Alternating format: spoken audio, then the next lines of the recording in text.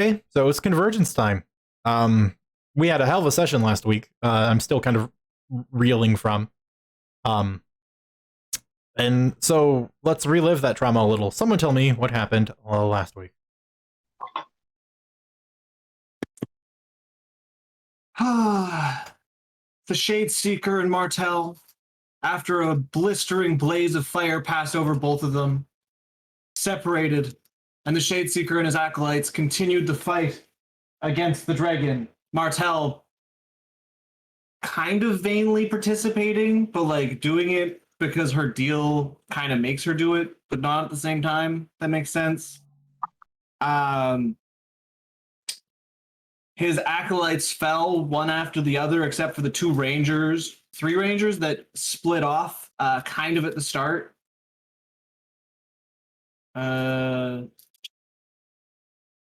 Martel, when the Shadeseeker fell, put him into a serene state and had a conversation with the young girl to ask if she wanted to continue living the suffering that she was with the Shadeseeker or to move on, air quotes. The Shadeseeker, being there at the same time, tried to spark a deal with Martel for the dragon for the little girl. Martel agreed, came back to our side, and then they all got sucked into the what's it called? The Shadow Place. Yeah, it's really integral to your player character. You should really know the name. Shadesmar? It's the Shadesmar? No. No. Let me check my notes. I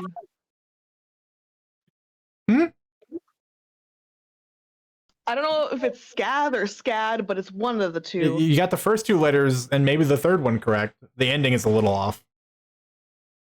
Garo? What? I've been hearing it wrong the entire time then. Mm-hmm. I mean, you're close.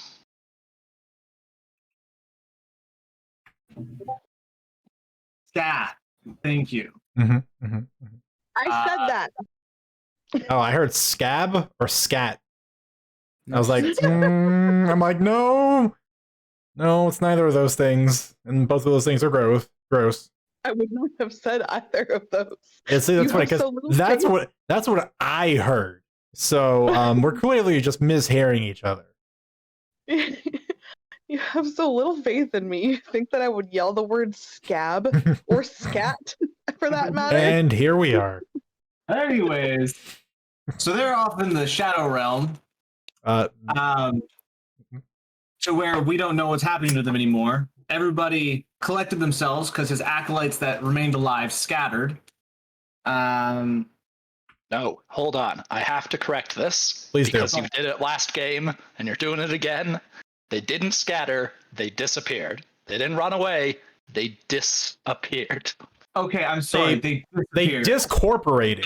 Let's be really particular. They were present and then they vanished into swirls of shadow. They ceased to be. You're right. I did do that wrong last week as well. Well, like no, it was fine because that's what the character's understanding was until it was later explained by Gamir and Nazor, who witnessed it as they were chasing two of the archers away. An important distinction. Sorry, Kyle. I didn't mean to make it sound like I was putting you down. That's valid. We then ventured forth, found a small opening that the dragon was protecting, which it no longer could. Went through a small set of tunnels. We rested. We had a moment. Then we ventured through the small set of tunnels with, I think it was Gamir and Fodder to see it the first time, to which both of them, in their reverence, went up and started praying.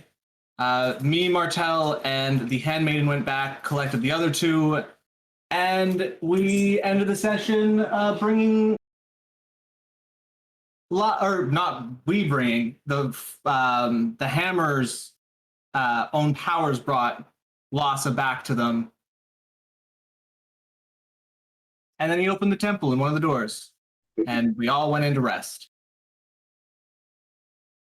I think it's worth specifically calling out that one of the conversations had was Hasvard calling out Martel for hating herself, and that's like a big deal Mhm.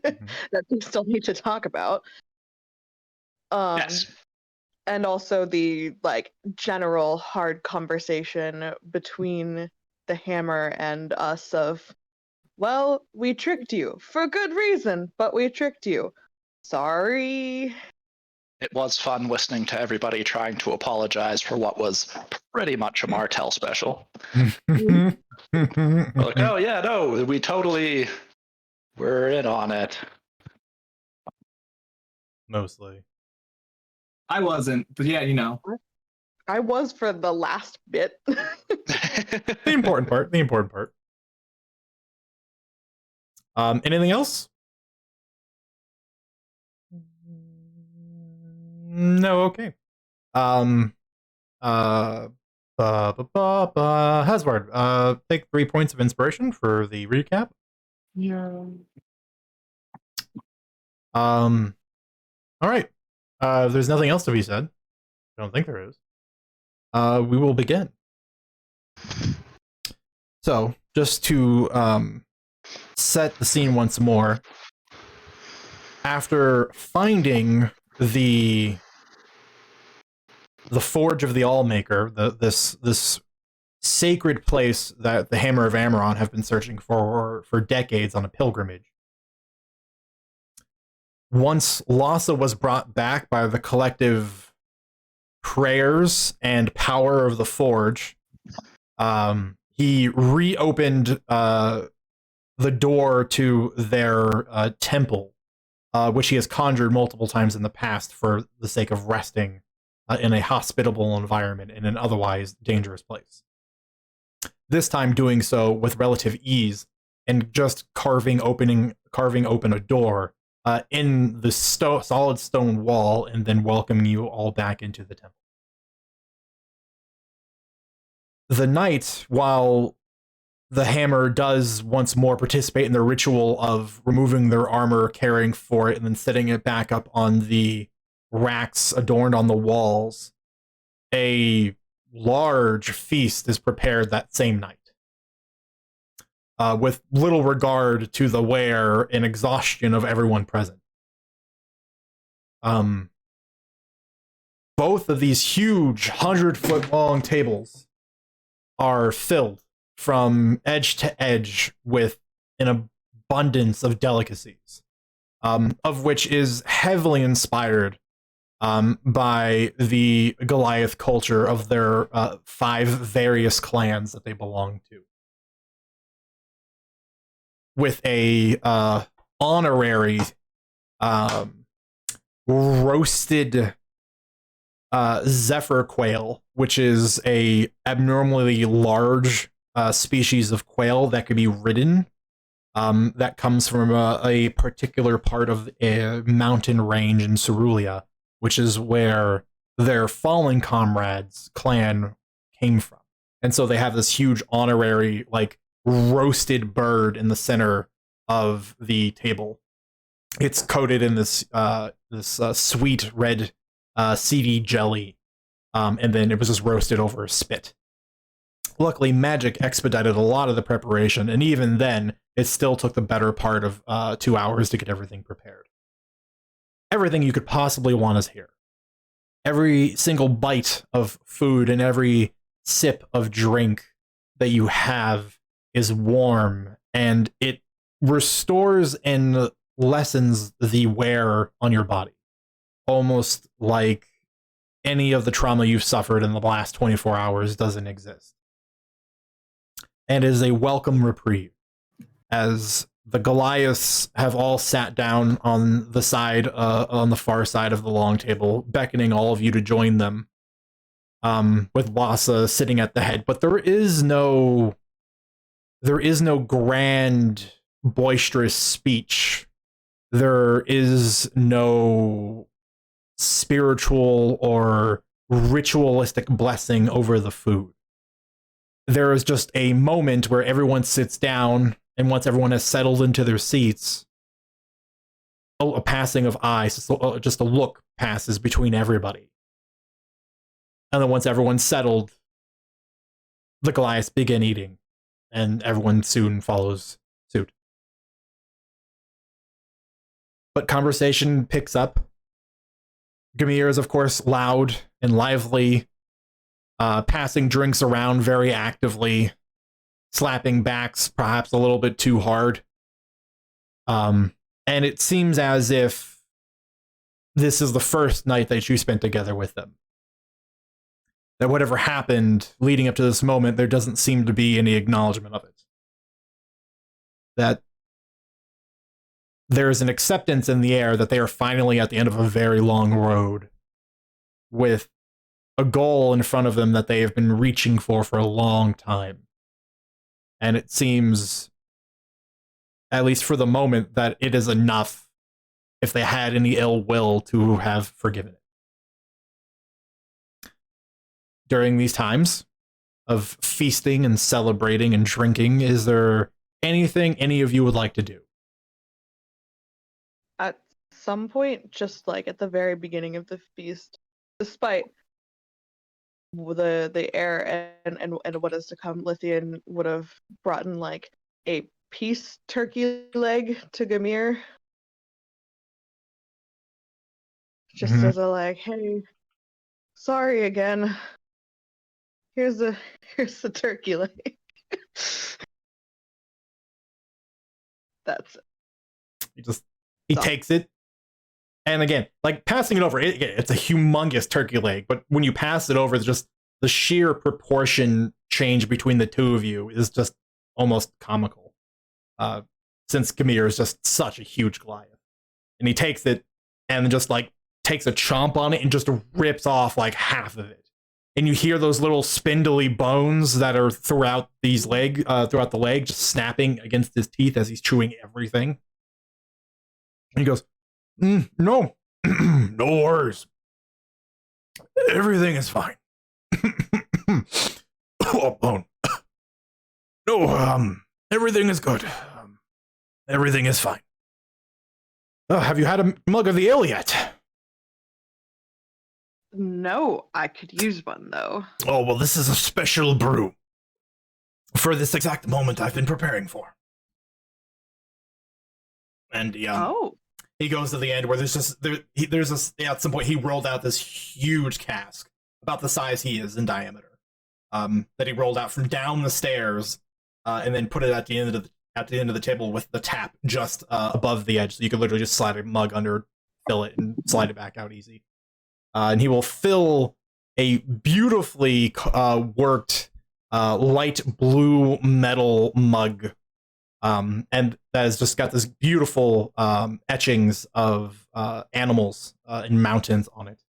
And he'll just fill it up to the top, foaming, and then pass it to you. And there is no simple way to describe how it tastes. It's like tasting an emotion. Honestly, it would be what you would maybe consider to be like ambrosia. It is got a subtle sweetness to it, but there's also this dark, almost chocolatey richness that is then kind of twisted into something that's a little bit light and citrusy, and it has this very, very complex palate that as it just hits different parts of your tongue, lights up all those happy neurons in your brain, just fire all those happy neurons in your brain, and it's a roller coaster of a drink, and it's the best experience you've ever had for a day. Gamir, this is the best thing you've ever done. Why, thank you. I would call it my legacy. I spent the better part of 20 years working on it.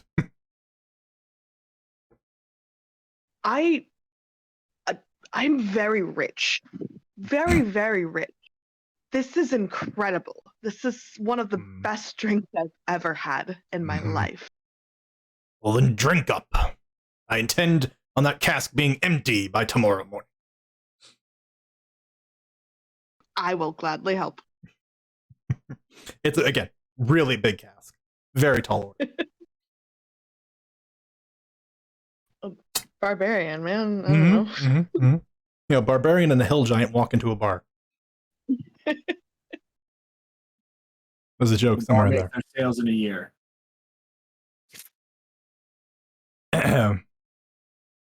Anybody else? No, if they're happy to drop the the subject of everything that's happened and just celebrate, Martel's happy to go along with it.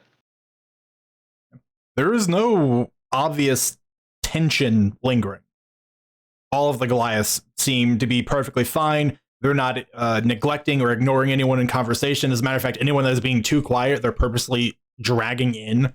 Maybe one will get up with a plate and sit down next to somebody being too quiet, and just they actively engage everybody. There seems to be really nothing held back tonight.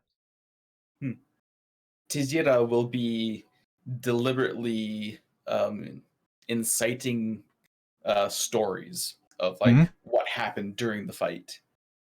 Easy enough to do. Yeah, sure. That's kind of the MO, so she can write it down.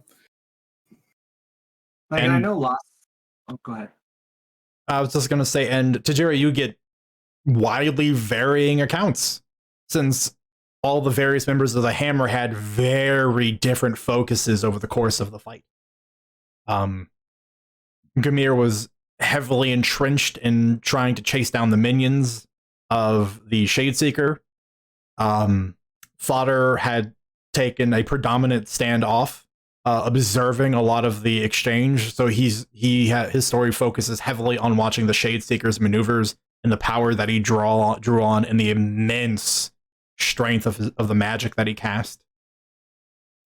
Nazor spent a lot of time focusing on his comrades and worrying about their well-being, which predominantly ends up with him telling a story about how he was chasing after Gamira and how he was just not relishing having to calm him down.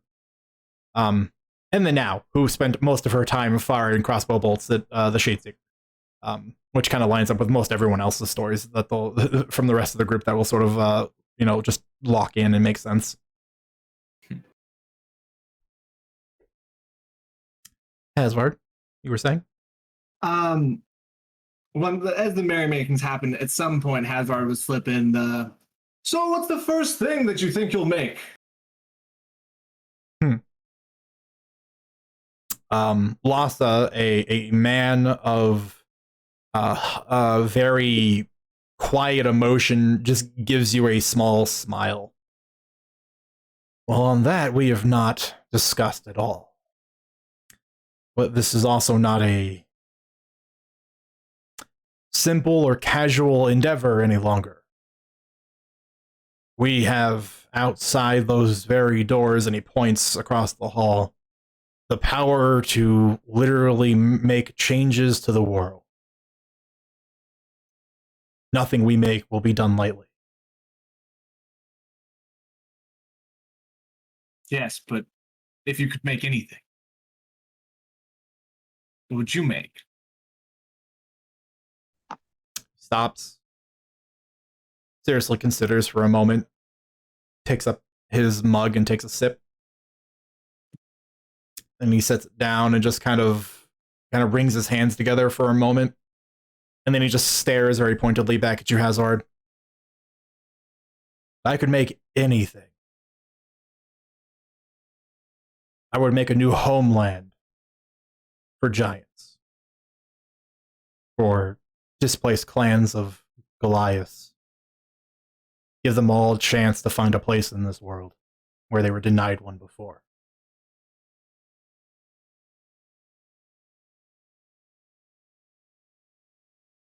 And then when it's kind of quiet, because there was a very serious answer, you just kind of hear from the far side of the table, just come here and go, "Argh!" and just raise a mug to it. Grab a mug. To the new homelands of the giants, or the Goliaths. Neither is technically incorrect. And there's a raising of mugs. Well, may you succeed at all your endeavors. We will see in time.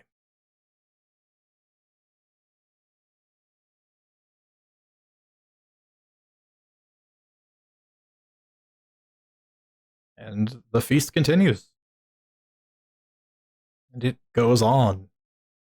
And eventually I would ask another question about the history of the giants or the giants and the Goliaths that I now really want to hear because they wouldn't tell us before. And Tajira seems to be getting them into the story mood.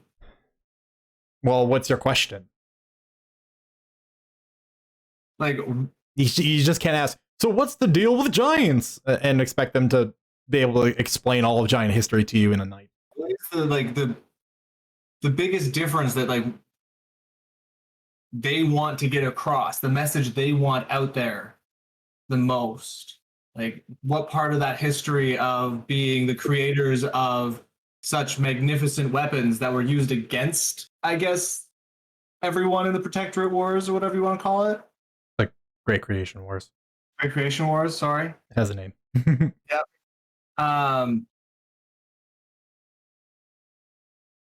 And like they're trying to portray their group as, what was it? Was it like slaves that were forced to do it, or? Well, I mean, who's telling the history now? I can answer the question and tell you. Please.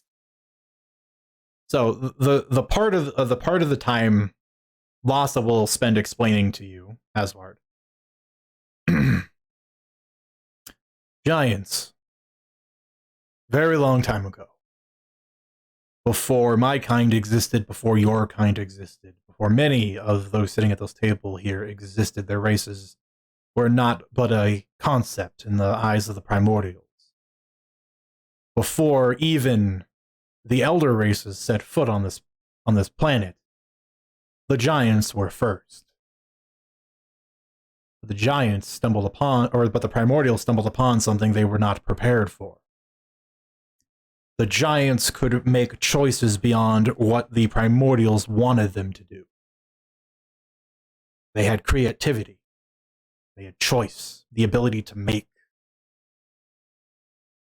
This was new to them, and it was rampant in the giants. And so they hid them away for a time. And then eventually, they saw the idea of creativity as something they should harness.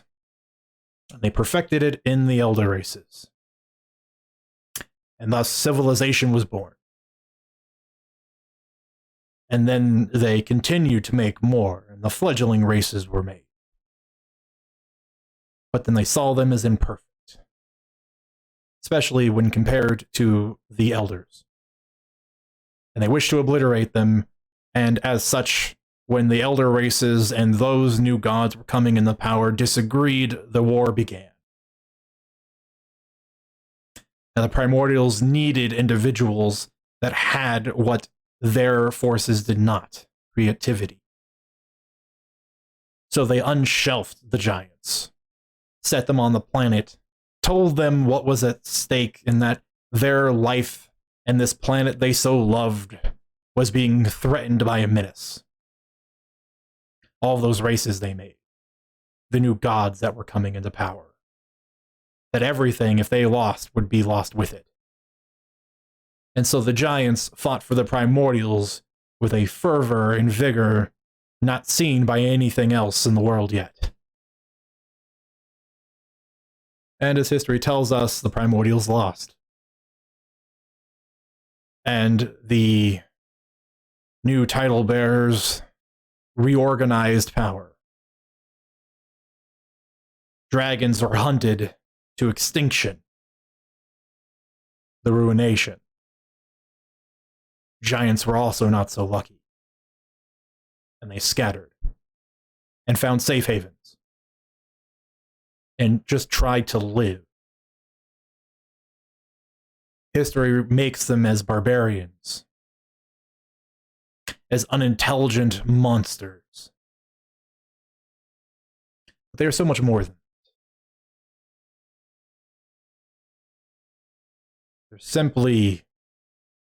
They were simply on the wrong side of history. And even the ones that tried the most to settle the grievances between the two sides frequently failed. But the influence of giant kind can be seen everywhere. Dwarven architecture started from the earliest foundations left behind by the giants. the care for nature, the way that agriculture and farming began, responsible and left behind by hill giants. The foundations of this world that everything was built upon was left by the giants.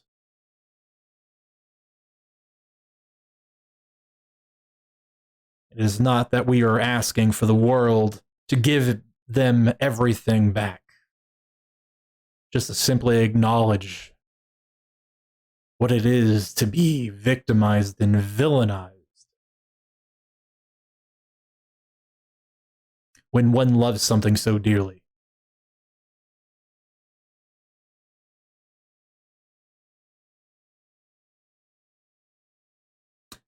That is all.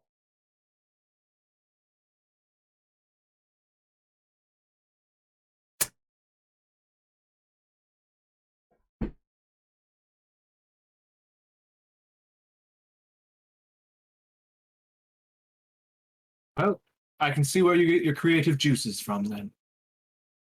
All those lovely runes and whatnot are clearly from giant origin then. Obviously. And they've always thought that they look quite beautiful in their own way. Is that why those runes hold so much power? Is it because they're giant? No, not intrinsically. There are runes from every major source of magical power in existence. It is just they were some of the earliest magic and therefore had the most time to be refined. Tied only next to Draconic.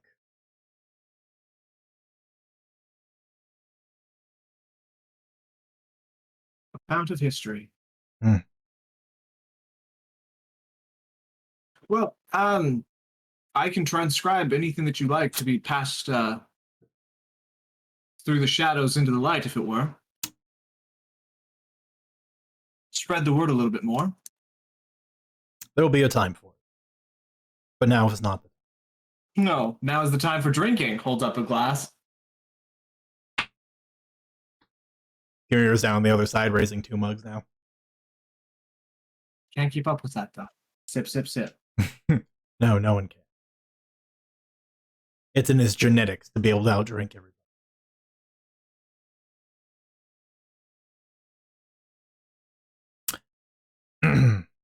Any other questions for the Knight Hasvard? Or anyone? That's it.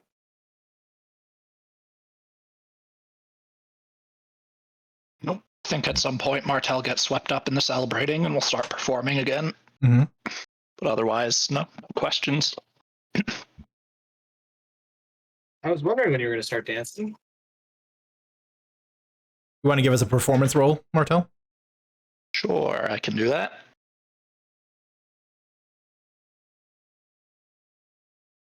Oops, those aren't Martel's stats. Is the handmaiden assisting? 29 Uh, was the yeah. goal. Sure, the handmaiden will Oh. assist. She will play music. 29 was the roll. Right. 29's real good. Partway through, Fodder and Nazor will respectively take up a flute and a set of drums and join in with the handmaiden in the music. So it gets very raucous very quickly.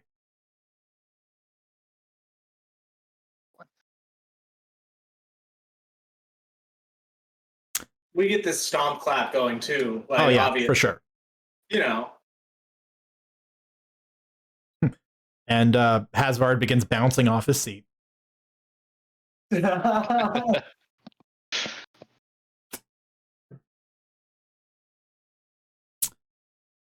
the night is enjoyable.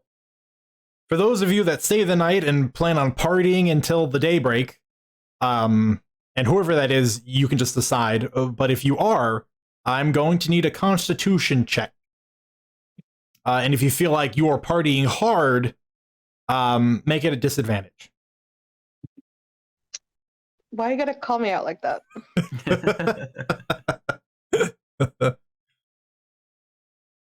Hey, that wasn't bad. 19. A. In true barbarian fashion, even with disadvantage, of 27. Nice. Barbarians.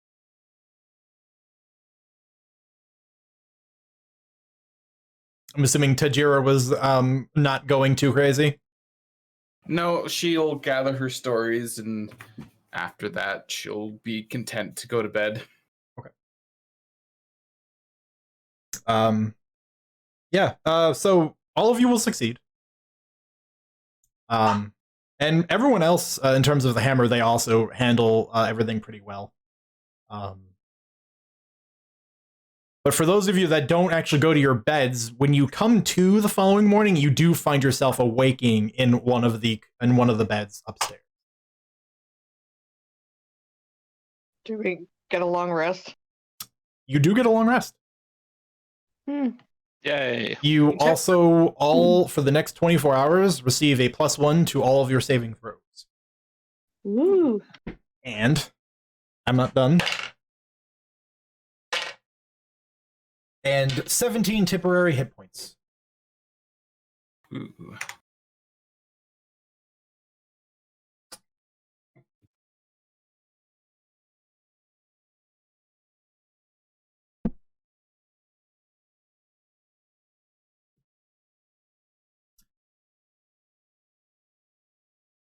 When all of you finally come to, at your respective variations, I think Martel's the only one that has really an odd time here. I mean, was Hadvar drinking enough that he might have passed out, despite the fact he doesn't need to sleep? No, he wasn't drinking that heavily. Okay. So he stayed awake the whole night? I stayed up the entire night. Okay. I would have helped take people to bed if they needed it. Of course, I don't think the Goliaths need help taking people to bed. No, let's be honest. It's a comical offer for literally pretty much anyone. Yeah, You might be strong. You might be relatively strong for a goblin, but like you carrying anyone's like sheer girth just doesn't math out well. Yeah. Could you imagine trying to drag even Tajira up like 4 sets of spiraling stairs? It would just be a mess. That'd be hilarious. Let alone anyone Tajira. else who is probably a little denser. You know, I had all night. I could have set up gurney systems, but yes, you're right. I'm not going to do. No, but again, it's like one of those the offers appreciated.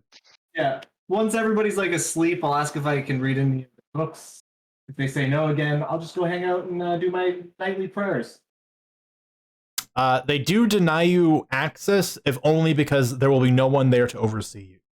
And they have books in there that they believe need to be treated with a certain amount of reverence, and they need to keep it in check. Hasvard will nod, accept it, and then, go pray and whittle and, maybe go talk to Martell later. As in, definitely go talk to Martell later and hang out if she needs it in the morning. Well, I guess what does Martell do with her night? Yeah, I mean, she'll stay up and party with the best of them. But at some point, I mean, she's put a lot in through a lot of that. She needs to take care of herself. But yeah, I mean, that doesn't take her super long to do. So she's around as usual for Hasvard if he wants to talk. Yeah, like he would just hang out. He would just want to hang out with you, have regular conversations. I don't have anything like prepared kind of thing. Right. Just that's fine. Yeah. Well, fine. Just the night crew. Night crew talking about life and being like, so Martell, you know what? I want to know you. You said I don't know you. Let me know you.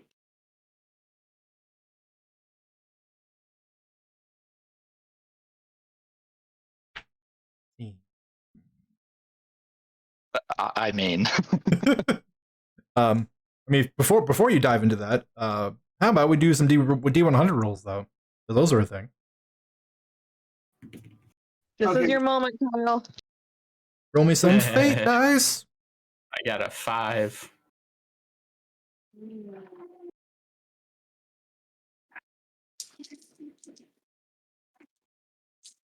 a very average 45 for Martell. It is average. I'm sorry, what? 82. 22? 80. 82. Okay. All right. I thought I just heard 2, and I was like, oh, great.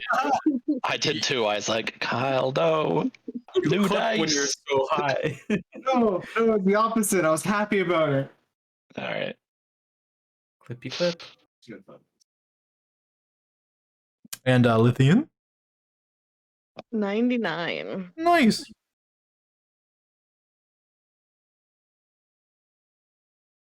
Anything on Lithian's mind?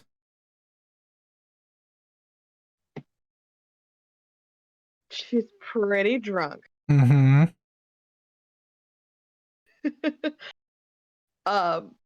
Generally, over like this whole trip, despite the fact that obviously, they're here for the card, she's had the other half of her weapon on the brain.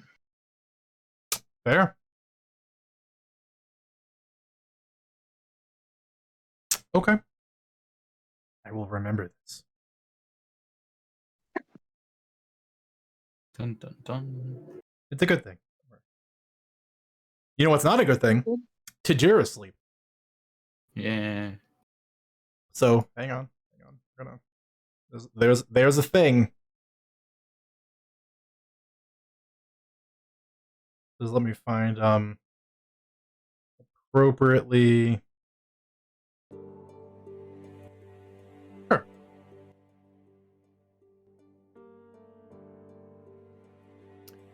Tajira, as you rest that evening after the celebration and overcoming and watching a fight with a yet unseen creature for several thousand years, dragon, and a despicable being, the Shadeseeker, you have gathered your stories, pleased by many of them, separating them into, their various little segments and putting them and stowing them away so you can better articulate them later. And you go to bed. Sleep is pleasant. You've got a full stomach, everything is warm. Your muscles, while sore from the hiking and the fighting you've had to participate in over the course of the last couple of days, you feel rest. There is a period of time, partway through the night, about 70% of the way through. This scratching begins in the back of your mind. And at first, it just stirs your consciousness. And then it begins to aggravate it. And when you finally open up your eyes, you realize you are no longer in the temple. Roll the dice. Oh.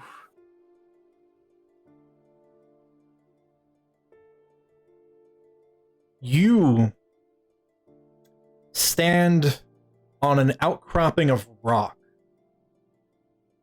on an impossibly high mountain peak somewhere in the world. You're not entirely sure where. You can see the clouds far below you. You don't feel the temperature or the powerful winds you can see blowing this snow past you. But you do see, winding up a crooked path cut out in the rock towards the peak, an individual dressed in fine black slacks, polished black leather shoes, a black suit vest, and a glimmering purple long sleeve dress shirt. Dark hair, longer on the sides and in the back, about shoulder length, just bellowing in the wind. And you see that they are standing atop what is a gargantuan sized stone golem of some kind. One that would even compare to the dragon you just witnessed. They're currently standing on its chest. And you watch as it reaches down with a hand, phasing into the chest of this stone creature. And as it retracts. You see, just held between two fingers very daintily, a single rectangular shaped object, that of a card. And then this person turns, opening up a side pouch on their hip and sliding the card into what you can see is a small deck and snapping it shut. And then they turn. And you see their violet-colored eyes lock onto directly where you are. And they stare. How far away is it? About Roughly. 200 feet. And does she feel like she's actually been spotted, or is that They never looked. Their eyes, as they scanned, never moved further than just on you. They stopped very, very pointedly and are staring at you. These eyes have pretty much locked with yours. You're not sure. You're not 100% positive because they're not doing anything else, but they are staring very pointedly at you. And the longer you wait, you observe as there is this dark black shadow that casts over the very peak of the mountain. And the wind, as you can see, ceases. And the shadow grows darker. And you watch as it begins rolling down the mountain like a tidal wave heading in your direction. What do you do? She'll sprint out of the way, like fast as she can. The only direction is backwards, and that's off a cliff. She has a climbing speed. Is there any up? Nope. You're staring up at the peak of the mountain. You could not be, short of being at the very top, you could not be any higher. Short of running towards the individual and this dark, shadowy tsunami. Okay, she looks around. She feels like she's on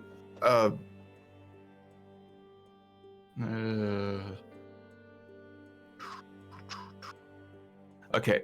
She's going to use telekinesis, or she's going to try to cast telekinesis to stop it from rolling down the rest of the mountain. Let me roll on that mutation. Oh, fun. She sprouts tentacles as she tries to cast this spell. Okay. And what is it you're intending with telekinesis? Stop it from moving towards her. Okay, so you're basically going to try to withstand this dark matter tidal wave. Yes. Okay. Roll a d20, add your spellcasting modifier.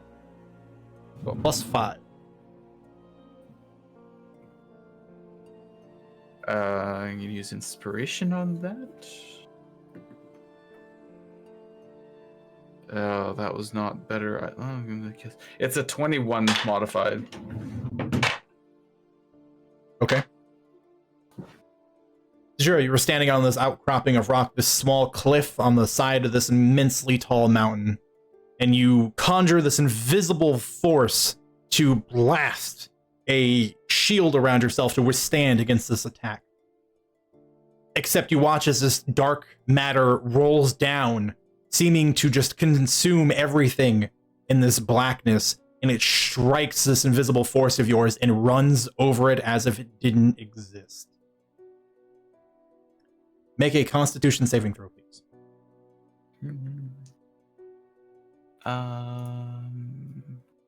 That is a 23. Okay.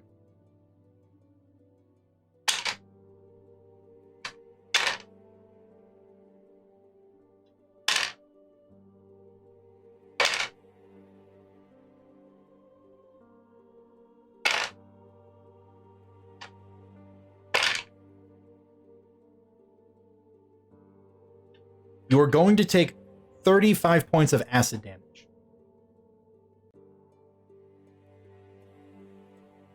Okay. And then please make a Constitution check.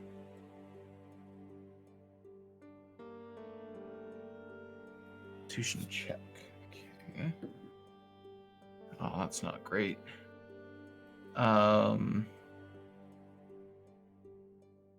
That's an 11. Okay. The pain you experience, contrary to the absence Tajira has observed being on this mountain peak, is very real.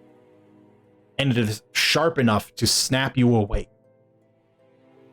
As you are lying in your bed, your arms and chest are now covered in acid burns.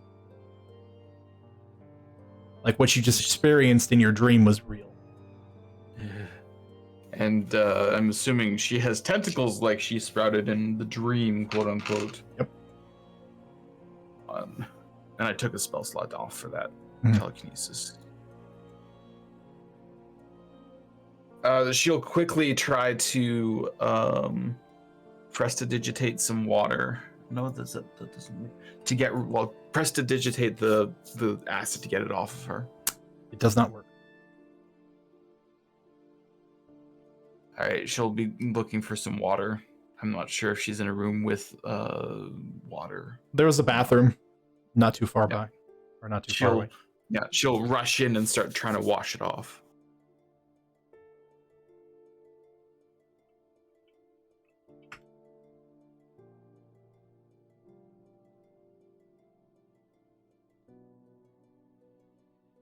Does she get it off?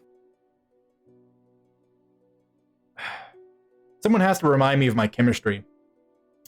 There's a interaction here. It's water to acid that's bad, or is it acid to water that's bad? Or anyone? Water does not neutralize acid, as water is already a neutral thing. It can wash acid away, but it's not going to be 100% effective. It's better to put bases on it, and depending on the severity of the acid, water would just possibly spread it around on your body, which would be very, very bad. It is not effective. Okay. Well, she is going to rush out of her room and look for someone who's awake. You'll take another point of acid damage. Could I make some kind of check to figure out how to remove this? Medicine check? Alchemist supplies check if you have one. I'll make a medicine check if possible. But I think like survival might be relevant here. There would be things acidic in nature that she would Then it would be a know nature to get rid of. Okay. Well, it was a 6, so it doesn't matter. It's just in the moment. There was just so much to just observe. Tajira is just in that state of a panicked awakefulness that she's just not thinking clearly. It does still sound like there are people who are awake downstairs. You do have well, actually, you have no companions nearby in bed yet, given that half of them don't sleep. But it does sound like there are still people downstairs. Yeah, so she'll rush down there and find the nearest person that she can. Asvard, Martel. Tajira comes rushing downstairs in a state of disarray, clearly having woken up recently, and is covered in terrible acid burns. Oh my! What happened? What happened? Can we roll a nature check to see what to do in nature or in what's it called, acid burn situations? That'd be medicine, right? Yeah, again, yeah, treating it as a medicine check. All right. Knowing what kind of acid it is might be a nature check. I don't know how to deal with acid. I got a 4. Oh, healers. Oh, where's the handmaiden? Handmaiden, Martel, handmaiden. And you feel like you're doing this, and the handmaiden just steps up behind you. Yes. Acid. Please. And she's hissing at the pain. Please help. I will. I need to first understand how and why you came into contact with this acid. Please explain where it came from. It was a dream.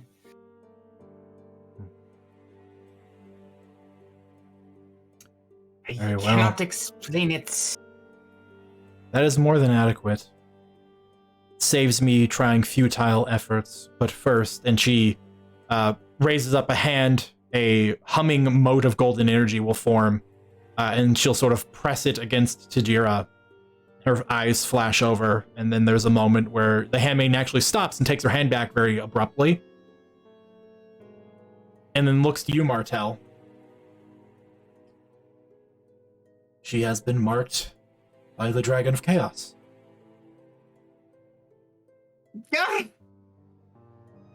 This will not be Tajira is simple. stunned. Yeah, Martel looks very sadly at Tajira. The last person I saw experience something like this lost their arm to it. And she looks down at her arms are still tentacles. Mm-hmm. Burning terribly, but still tentacles. Calamari. I feel like it's not an appropriate time for jokes, Nazar. Sorry, you're right. Is hissing. Is it a spell? It is a god. Therefore, it is not simple to remove. However, you are fortunate that I am currently still within my power to do something about it. And she kind of crosses her hands horizontally over one another, begins humming a tune out loud that sort of sends out these nearly imperceptible golden waves of sound that sort of begin to wrap around Tajira.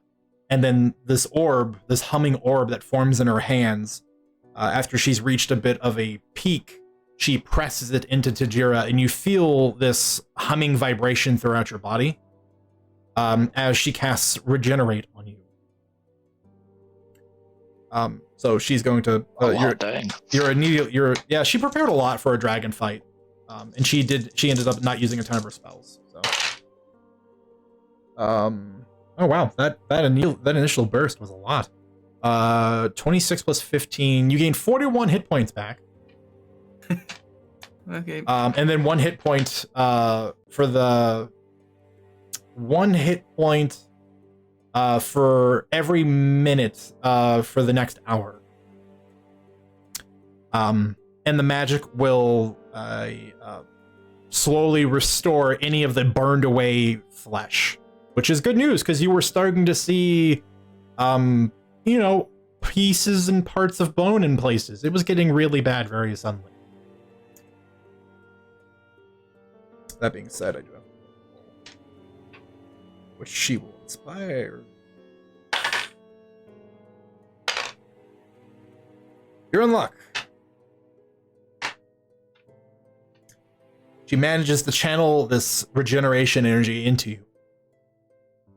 The acid burns slowly healing, and after a minute of the magic having surrounded you, humming around you, you witness as these tiny little globules of burning acid float out of the pores of your skin until there is a ball roughly the size of a basketball floating in the air.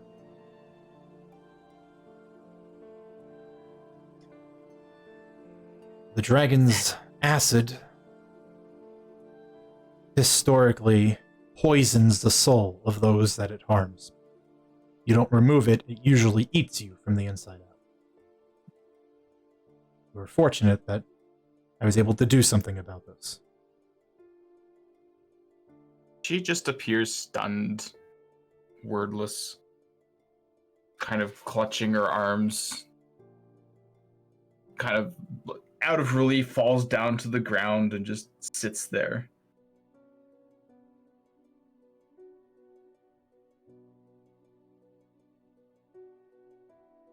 Once again, you have our gratitude, handmaiden.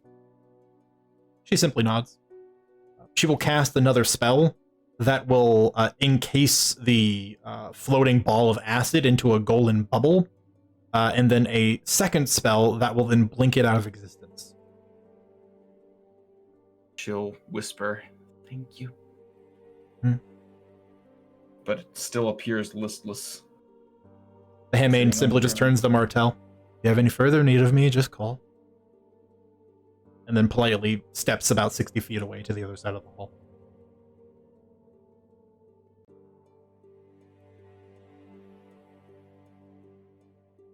Yeah. Martel just looks at Tajira. Are you okay?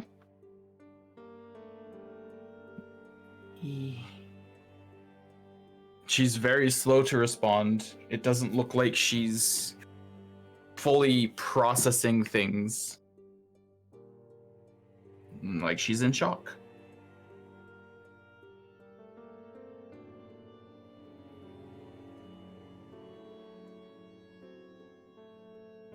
I mean, I'm sure Martel's dealt with shock a few times. Just gonna get on her knees and gently place her hands on the side of your head and lock eyes with you and repeat, "Are you okay?" She blinks and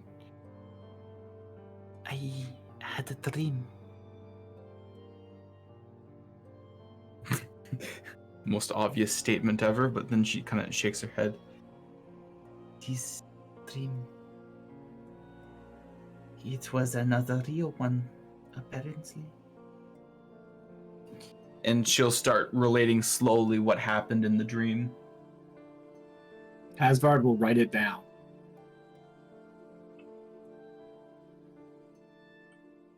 Funny, you're like, "I had a dream" is an obvious statement, but you're talking to two people who don't sleep. To her, it's an obvious statement. And she's not really fully processing at the moment. So. But yes, she'll relate all the details of the dream. I'm sure emphasizing the card.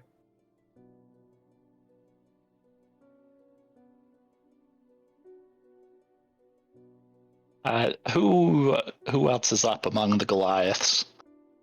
Gamir, who is cleaning up currently, and Lhasa announced that he was heading up to one of the upper floors of the tower, but would be awake if he was needed. All right. Well, I mean, if Gamir's, I suppose, more or less minding his own business. He's literally going around picking up huge platters, kind of chucking them all into this huge bucket off to the side, just kind of like humming a dainty tune.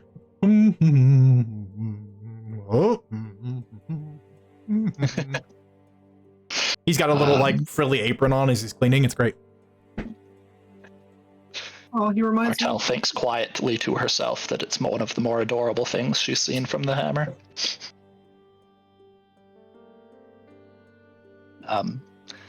But yeah, no. Then Martel just kind of leans in closer to Kajira. I'll say, "Do you think it was here? I think it was related to here. Should we be sprinting to see if we can find the card?" Oh my voice. If it was here. And she'll try to think, what kind of check could I do to maybe recognize location? I guess is that. My understanding is Sure. the card is inside of a city, not on top of a mountain.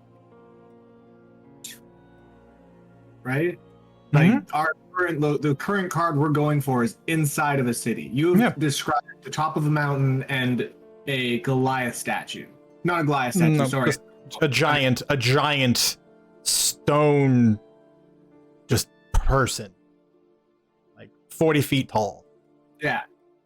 So to me, that doesn't sound like the same location. To me, that does sound like we've lost a card, but I don't know. In terms of trying to figure out where it is, if you're proficient in history, a history check. If not, just a plain old intelligence check. Have to go for a plain old check. I love intelligence. Which is another 6. You're just still too shaken. 18! Maybe you're fine. I mean, you were described to about a mountain peak, and you're not overly familiar with Eridu, but the place you're going to isn't a mountain. You can at the very least draw the conclusion that they're probably not the same card. Thought so. Given a relevant detail is the rough elevation that Tajira would able to give an idea of, basically because based off of the fact that Tajira could see the cloud line way down from where she was in her dream. Which means this is one of the highest peaks on Eldar. And there are a couple of possible options. Given that you guys are now within range of the city, while there are mountains in and around the area you are, none that are that high. You do not think it is the same card. Is it a card? Yes. Same card? Not likely. That's not good. It's not terribly terrible, but it's still not good.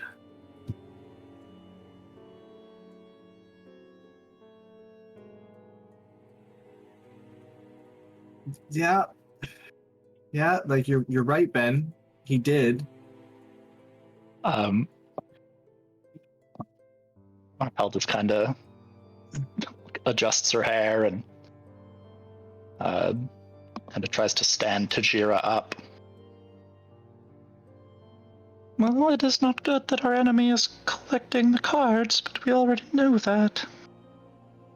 I assumed that there would be some they gather that we are not privy to. Honestly, this insight is actually a blessing in disguise. I'm sorry for your arms and your everything. No, having that information will allow us to possibly check someone off due to either stories or association based off of the information you've gathered. That's beside the point. Martel, can you take her to her room? Martel just nods, kind of with one arm around Tajira. No, it'll be hard, but I think the best thing to do right now would be to try and get some more sleep. Dragon. How was it Dragon? They called it chaos? As we're walking, I'm assuming. Yeah, sorry, you're quiet for me. I didn't catch the question. Sorry. Well, I'll just turn you up. Bam.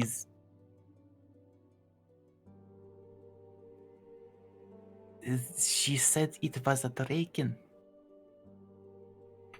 Yes. I saw no dragon, I do not think. How is it a dragon? Well, I imagine the god of chaos takes many forms, and if it wasn't chaos directly, a minion tried to mark you, using the acid from that god. And almost succeeded. I would have been marked twice. Well, they did succeed in marking you. We just hopefully got all of the corruption. I do not know what else the mark might mean. Don't know if you'll be easier to find, or if the handmaiden is able to take it all away, but I will look into it some more. Now, you just should worry about resting. She'll nod and she'll make her way back to sleep. Okay. Yep, then Martel will make her way back down to the handmaid. So, you said that chaos marked her. She nods.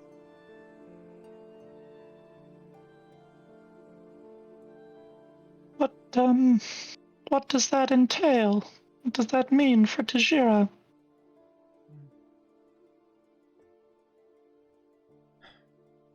I don't have a ton of experience in the area. But from what I know, generally once marked by the dragon, chaos tends to follow, sometimes swallowing you up in its. It tends not to bode well for those that it occurs to.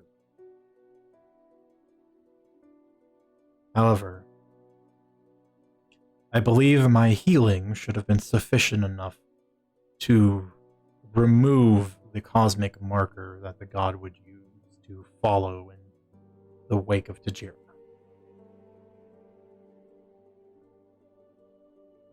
But, and she sort of shrugs. This is my first time actually healing someone affected by this. Only time will tell if I was successful.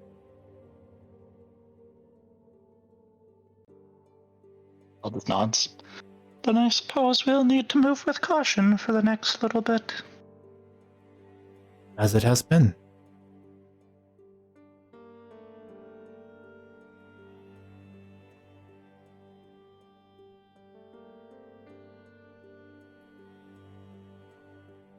Well, thank you for what you did. It would be unpleasant if I had to find other solutions.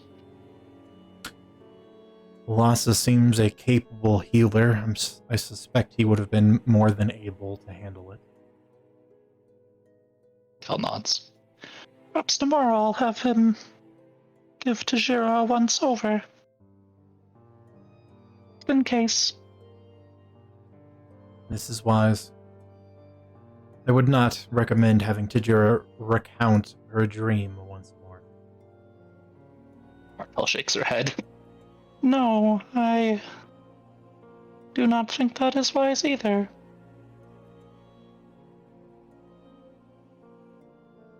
People always seem to want to say things that they shouldn't. Flaw of humanity, Martel.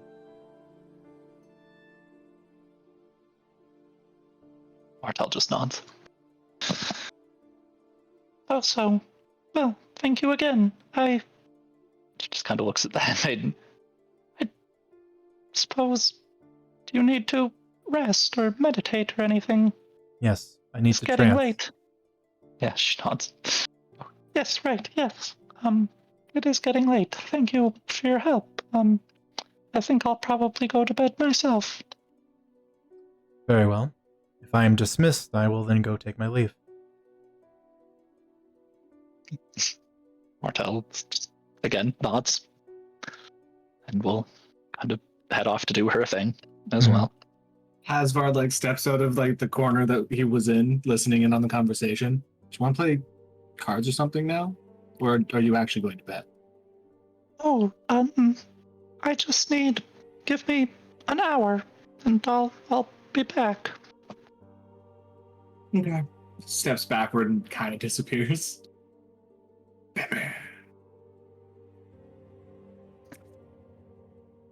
Yeah, no, actually, Martel will take care of herself and then head back to play some cards with Hasvard.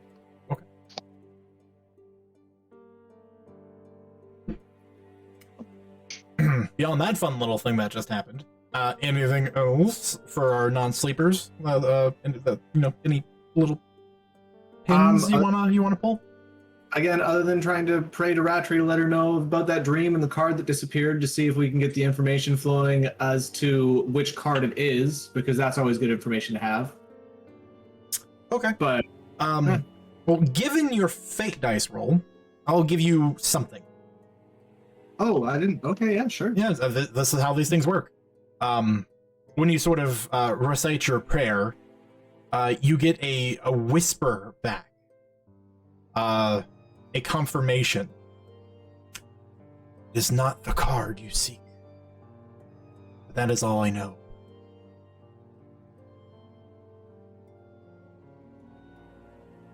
Smiley face, heart. Somewhere Ratri's is rolling her eyes. Really hard. What? I'm infected by the kids these days, okay? It happens. Can't believe you're stealing my text thing. You are. Martel started it. At some point, before passing out, Lithian definitely would have drunk sending Dane again, and totally Yeah. used some emojis now. So Martell's sendings are starting to catch. Are soon spellcasters are going to be altering the sending spell formula to include facial images. The problem, though, is that her drunk sending doesn't count words, so he missed the emojis. It's really unfortunate. which is even funnier because it's literally just Lithian then saying these things out loud to no one. Yeah. Like, not to anyone specific at the very least. So, what's the sending? Oh. Yeah, no, you're not going to say you do a drunk sending and No. not get put on the hook for it. That's fair. I was thinking about this because I wanted to make a decision. I totally would have been towards the end of the night, like, hey, come here. I'm gonna mess my brother, okay? Mm-hmm. Do you want me to tell him anything? I don't know your brother. I don't know anything. Okay. Is he cool? He's a nerd, but he's a cool nerd. Hmm. Now just make sure you call him a nerd at some point. Okay. Mm-hmm. Okay. Mm-hmm.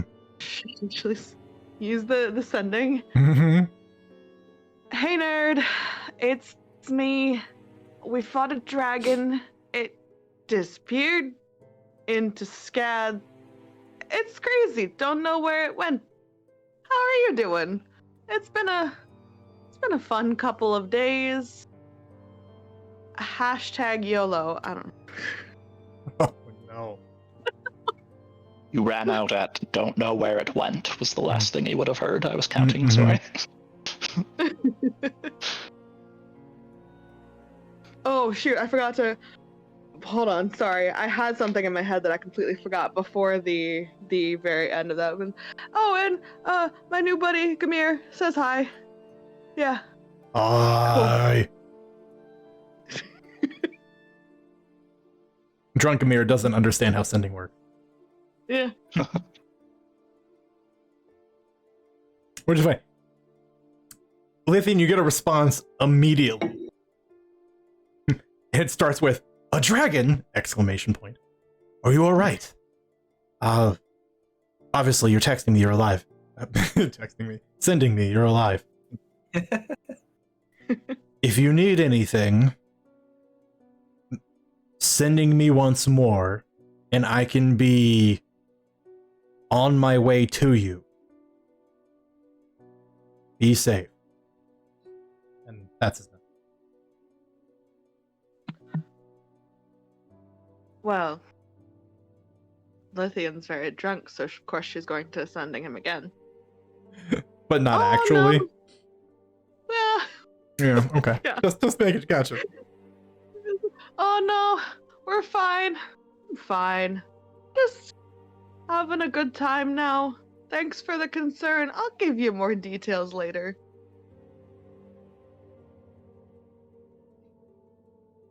Stopped it more. Tell him I said hi again. Gamir says hi again.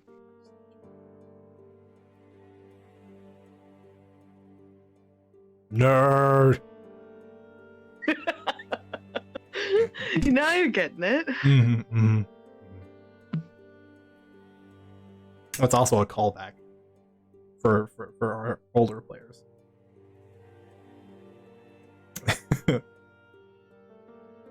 And that's how drunk Lithian was.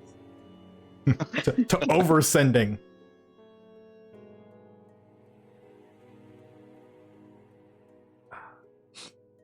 And then Lithian passed. And to be clear, over the course of the night and several drinks between multiple people, and then just Gamir and you, Lithian, working on it, you guys do empty the cask. Yes. You have at the end of the night where it's like the tap is no longer really properly filling mugs even after leaning it. You have that moment where Lithian lies down on the table and Gamir lifts the whole cask over her and then cracks off the tap and just pours the rest down your throat. Excellent. Every drop. Gone. I like the knowing that there are awake and fairly sober people watching this. Martel and Hazard just in the corner playing cards.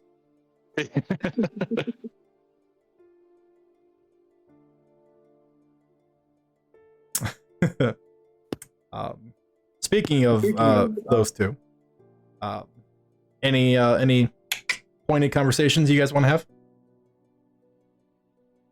I don't think so. And we can do it in character chat later, because I also don't really have anything specific in mind other than what I said earlier. Oh, right. You asked, you said to Martel that you wanted to get to know her. Tell me about yourself. I've done this to other people, and CJ has just let me do it, but you're going to have to do kind of a contested role here. You're going to do a persuasion versus Martel's deception. Okay. See how much of the Martel filter you get through. Yep. So that is a 30. Oh, wow. You beat me. Dude, I care. So, Please open up a little. yeah, well, so like you're having a conversation with Martel, and as you like, you're like, oh, I'd like to get to know you, and you kind of notice that as you're talking to Martel, she's very adept at kind of being very vague about what she's done in the past and what she's like, and very good at getting you to talk more about yourself. But as you notice that, you kind of start to take a bit of control. You play the game very well yourself. And you do learn a little bit more about the truth that Martel was an assassin for a very long time. And that she's killed many, many people. And you even, because it was such a good role, you even get a little bit about how she spent some time in the Feywild, and although she doesn't give you much details of that time, you get the feeling that some of her greatest regrets come from her time in the Feywild.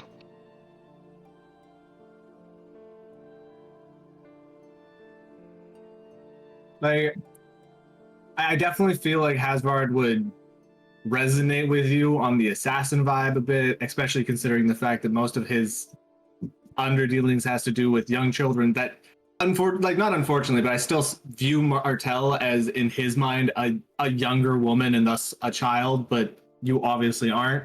Well, I know. Well, no, it's not obvious. Martel is hard to age properly. Well, then, yeah, then you are a child to him, yeah. Yeah. And I've been trying to play it that way for the most part.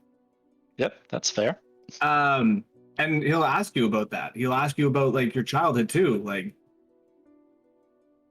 if you were an assassin, a lot of the times it's not, you don't come from a good place, or you get forced into it, and yeah. Shakes your head. I was always being trained for being an assassin. I did not have a childhood.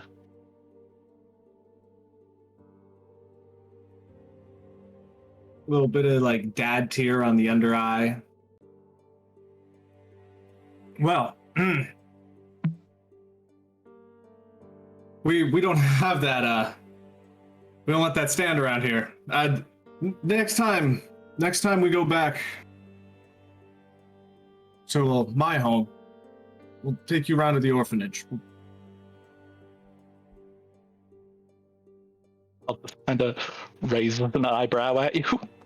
No, You're trying to put me in an orphanage. It's not because I'm putting you there, silly. Like, literally bops her on the head. It's because you deserve to get to experience all of these things. It's not fair that they were taken away from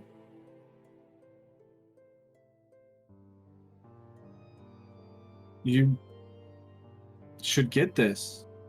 And, you know, when we're in a place where we can have that. You should come back with me and experience it. Meet the children that almost didn't have a childhood as well. Martel, look around. Is it just her and Hasvard now? At this particular juncture, yes. Okay. Then she just kind of... It's like, Well, I do love spending time with children, but I think you're fundamentally missing something. I don't mean I metaphorically didn't have a childhood.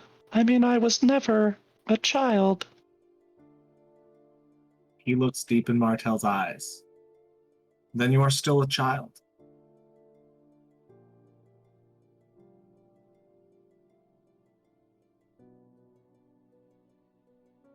Just because you physically never were an itty bitty tiny thing, that doesn't matter.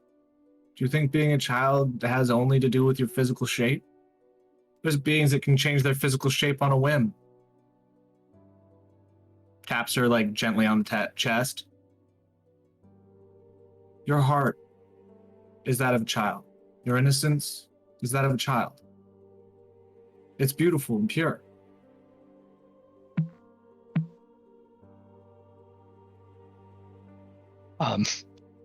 Yeah, Martel just smiles. I think she gets the sentiment. Yeah. I'm not a dad. I don't know how. I'm trying. Right?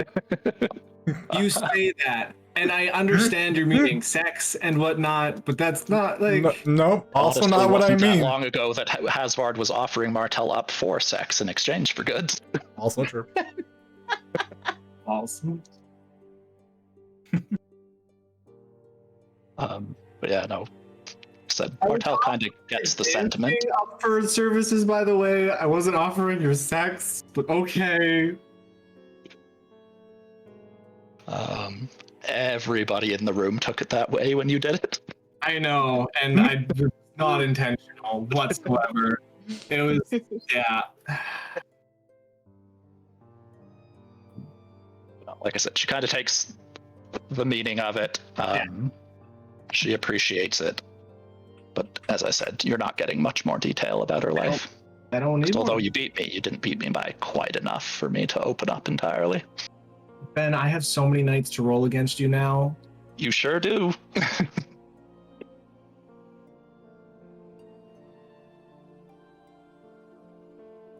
But yeah, I don't really have anything else, and I think we're done with that.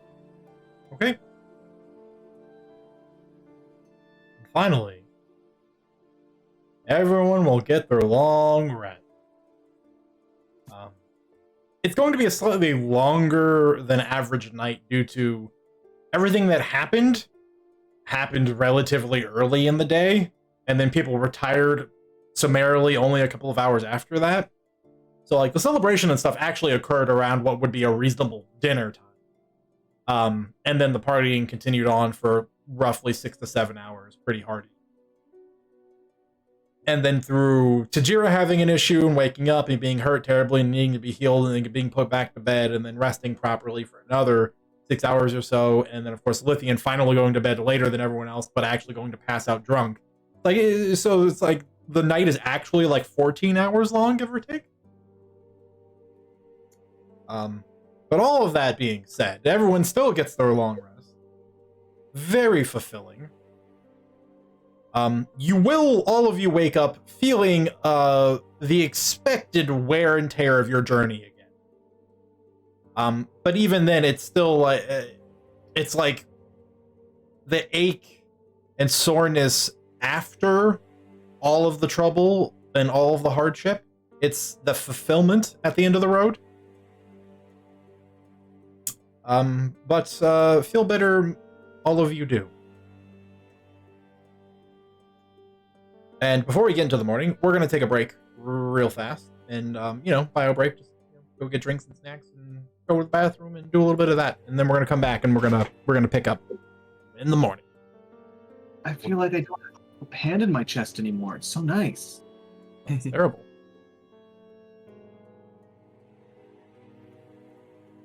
Okay, so we're gonna be back. 45 past, around there. That's the goal. We'll be right back. After the sponsored messages. All right, Kyle, now you have to give a sponsored message. Go for it. Krispy Kreme donuts. Everybody wants them filling your mouth. All right, my gosh. you're fired. Never, ever do that again. And also, not sponsored by Krispy Kreme donuts. So that was also just a lie, despite how terrible it was as well. So just everyone. Although we could be Krispy Kreme. But Kyle won't do it. I promise he won't. He won't be anywhere near It it. won't be him. Yeah, it won't be him. It's not gonna happen. That's not helping your previous case either. No, it's not. Anyway, actual bio break. Be back. I get to think I'm funny sometimes, okay? Oh, I think you're very funny. I didn't say you weren't funny. It's figured that Krispy Kreme might not want an overtly sexual advertisement. That's valid, but like that sells. Come on, guys. I mean, maybe not for a family-friendly donut shop. Although, I mean, you never know. Who was it? There's a fast food restaurant that was really famous for a long time for doing sexy ads in the States. I can't remember who it was. Arby's, probably? I don't remember. Sounds right. Just based on my experiences in life, but I don't know for sure. Fast food, sexy ads. Yeah, let's do this without income mode. Carl's Jr. That's it. Carl's Jr. There you go. And now I'm gonna get ads for Carl's Jr. for Yeah, you are. You're right. It's okay. I don't like Ads when I have- say something and then I get ads for it for the next week. Oh, yeah. You don't get ads, Ben, so Well, they've come back, but no. yeah, I'm very careful about handling my ads. Although, again, admittedly, when you're doing the writer thing, you look up a lot of stuff, and so no advertising agency has any idea what you're into.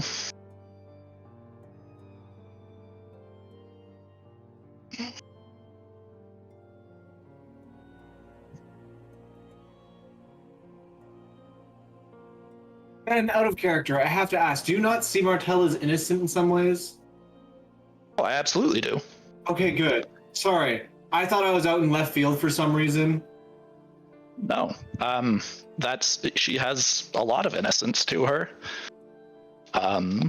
That's why she struggles so much with, accepting people and things that are going on in life. There's just a lot of ways that she isn't very innocent anymore. Yes. And but no, you're absolutely bang on there.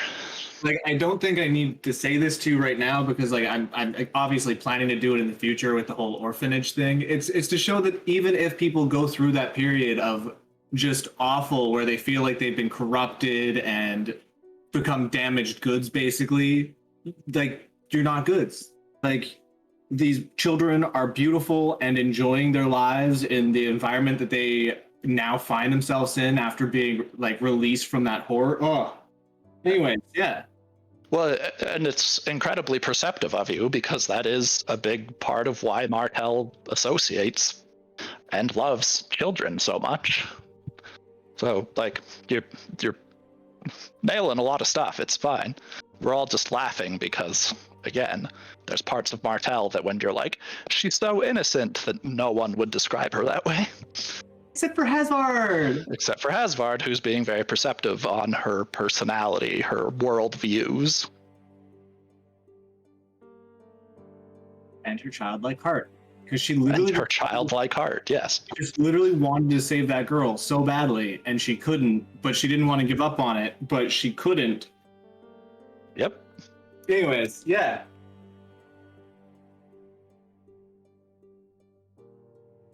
Look at that. Like, no, yeah, you did great. It was really good. Now I'm just getting to pet a cat, and I'm happy. For many people, it's hard to separate the sexual side of Martel from the innocent side, which is why it's always funny. Especially when you're doing things like reaching for her chest and everybody kind of raises an eyebrow for a moment and you're like, heart. Like, oh, okay.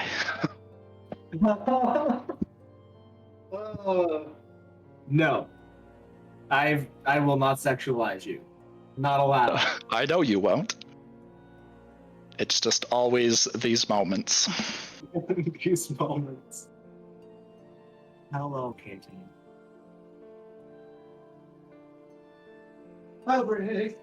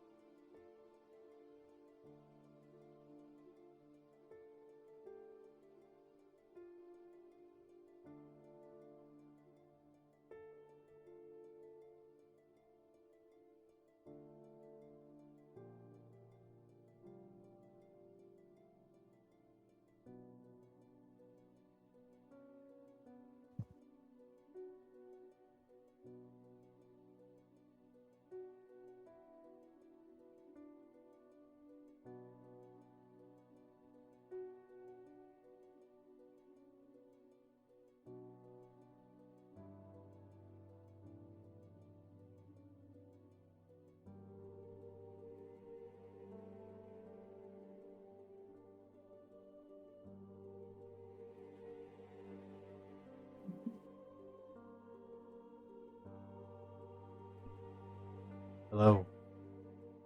Hello. Hello. I am sorry I am late. I had to go love on my dog a little. She's a little lethargic from a gigantic bone we gave her today. What? Yeah, if you just go to pet stuff, you will see. We bought her a gigantic beef bone today. That's no. I won't play D&D for dog reminiscing. I don't know, is everyone here? I think so. Kara, Me. Tim. No, Kara's- so reminisce away. All right. Well, my brother's dog Hank. We live out on a ranch, Good boy, Hank. and very unfortunately, we don't know why, but a lot of our steers died this year. Oh. And you know, it's sad, but it does happen. But because there's a bunch of steers and we piled up their corpses, Hank has been wandering off and ripping parts of the steers off and bringing them home, getting big old beef haunches and legs and whatever he can grab. So he's been having a good time, even though, you know, it's very sad that we lost so many steers. Yes, but now he is made exponentially happier. So Yes, there's a silver beef fill lining in there somewhere. exactly. It's like, cause it was just because he mentioned beef bones. Mhm. It's like, yeah. Dogs love beef bones. Yep, Daisy sure did. And then she realized she probably had too much. Because after we brought it home and she just started tearing into it, after about an hour, we just found her out back in our lying in the grass, just asleep, completely just dead to the world. And we're like, I see. There's a food coma. You've reminded me, I forgot to send you a picture of the steak that I made this week. Ooh, I'm interested. I mean, Tim's still not here, so come on, bring it. Well, I'll just share it in main chat because I've talked about it now. Now everyone should know. Ooh. For context, CJ taught me how to make a perfect medium rare steak every time, and so I always send him pictures of my said medium rare steak. I am a proud steak daddy right now. That's a weird sentence. I probably won't say that again. little uncomfortable. Yeah. Like it was I like I found thought about it, I'm like, it sounds alright, and then I said it and I was like, no. That's pretty good. That's my favorite doneness. Yeah, it was perfect. I found a local butcher that sources animals from just around Washington State, and so they're all good and fresh, and it's like falling off my fork. Good. There's a local butchers, man. Find one. Yeah. Yeah, if you can afford it, local and ethical butchers are best way to Yeah. go. 100%. This is a treat. Although the 2 8-ounce ribeyes together were like $25, so I can't complain. Affordable. Yeah. Okay, Tim's back. We can begin. You all awake. Pleasant aches in your joints and your bones. Belly's still probably a little overly full. But you are greeted in the morning by the smell of delicious breakfast food, including hearty and numerous flapjacks, various types of sausage from about a dozen different animals. There are a couple of different syrups, some of which are infused with some of Gamir's various beers. There are biscuits, fried bacon, some candied bacon, muffins, and just a slew, literally almost a bathtub full of scrambled eggs. It's just this huge breakfast, and it is excellent. You kind of all will trickle your way down, with the exception of you, who have been awake this whole time. You all sort of trickle your way into the breakfast hall, if you will, for the time being. As the Hammer have all sort of gathered. Asvard, Martel, you would have just been witness to them sort of sitting there and having a quiet conversation amongst themselves. It wasn't like they're trying to hide their words, they are just taking everything in, you know, they're just sort of slowly easing into what is the end of this journey of theirs. Yeah, it's a big moment for them, and we aren't actually a part of their group. I get it. They're having a moment. It's not secret, but it's, them. Before going down to meet everybody for breakfast and whatnot, Lithian will sober sending Dane. And she'll say, "Sorry for yesterday. We are safe. Dragon, ancient, possibly still living, currently not a threat. I will call if it comes back."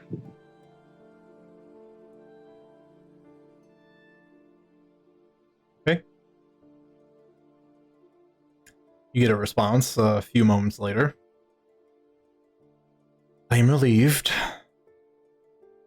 Admittedly, I was a little nervous. I can never tell when you're drunk if anything you say is completely accurate or not.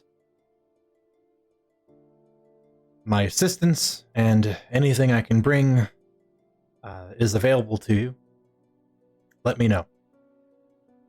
Stay safe." And that's his response.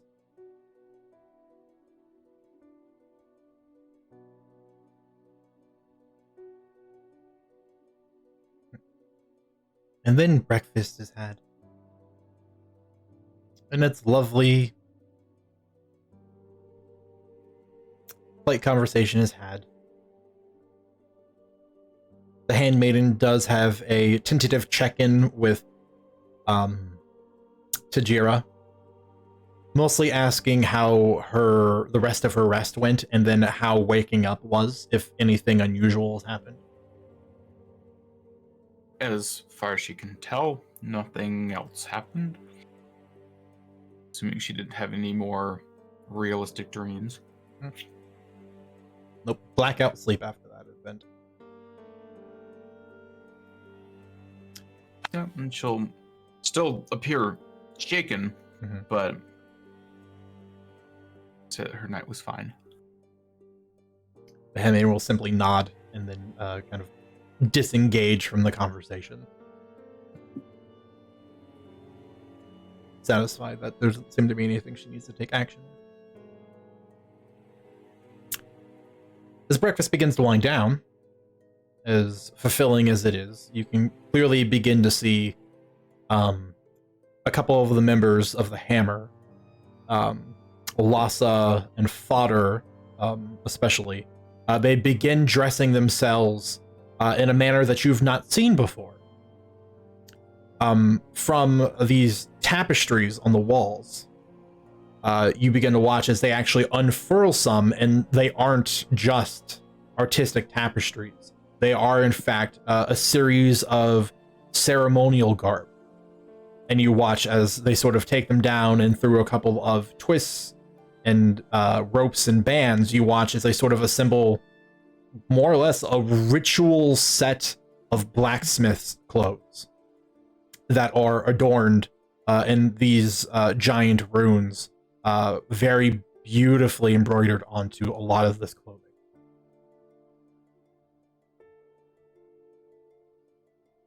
And then when it's kind of breakfast is officially finished, Lhasa and Fodder kind of step off to the side, and they kind of politely excuse themselves.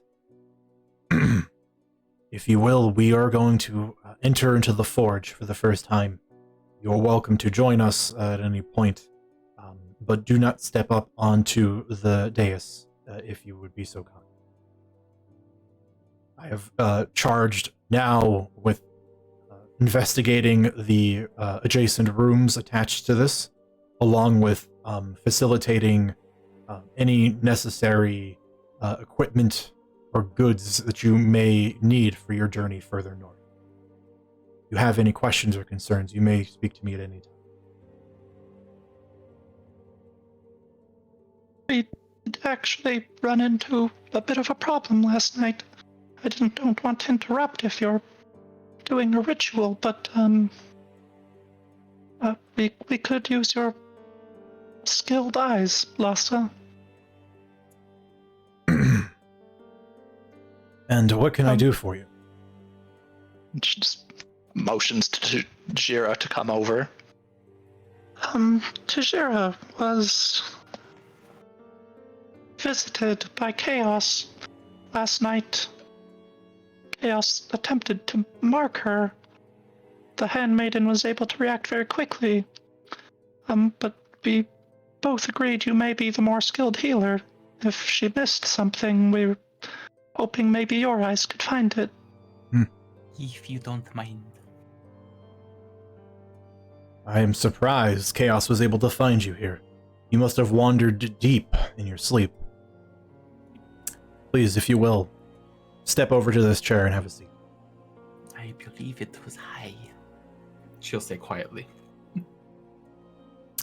He has you sit down. He takes a knee, so he's a little bit closer to eye level with you.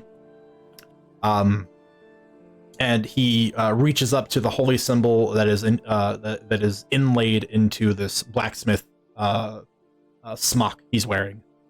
And he holds a hand up in front of your face, and light begins to pour out from his palm, temporarily making bright enough for you to forcing you to squint. And he takes a moment, about a minute, to cast this spell. And then when it's finished, he leans back and kind of just sort of takes in all of your various features. Other than any of the psychological trauma you may have experienced, there are no remaining pieces of chaos attached to you. None that I can at least detect. That is a relief.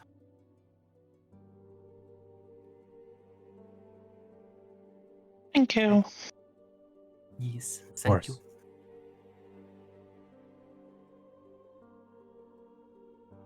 Oh, I would love to watch your process. You are welcome to. We are going to begin a ritual to reignite the forge. It is currently only at a fraction of its power. But now that the hammer of its owner has returned, we can restore it. It's exciting. A historic moment.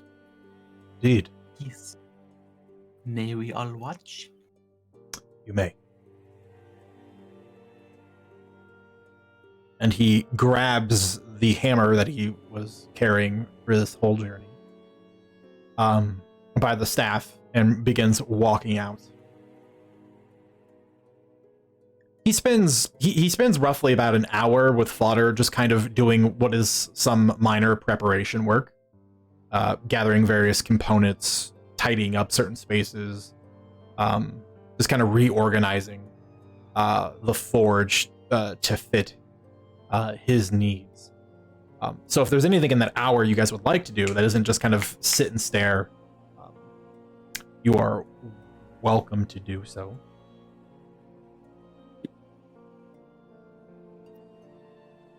We will now officially go back to the map. I don't know. I'd start the fun game of naming the items that like you'd think would be fun to have like be made into existence. Like a returning javelin. Right, Lithian? That'd be neat. That would be amazing. You're kind of saying that, and just off to the side, Gamila's just like, that's actually not that hard to do.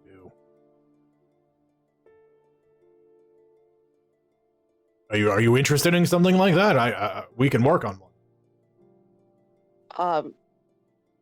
Yes. Absolutely. Now, do you want it to return to your hand or to like a pocket space on you? Because we can do both. It's just one takes a little more time. I think returning to my hand, I can't imagine a scenario where I wouldn't want to fire it again. Fair.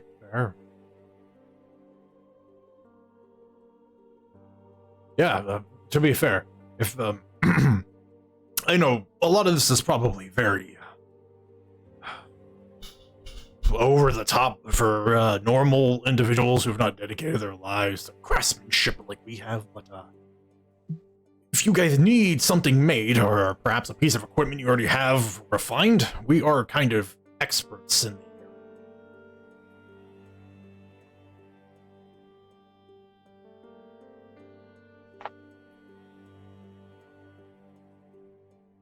Yeah, just saying. Think on it.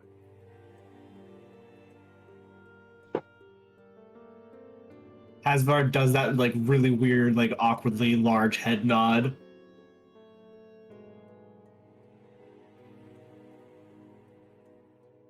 The nod of thinking. Yep. The nod of contemplation.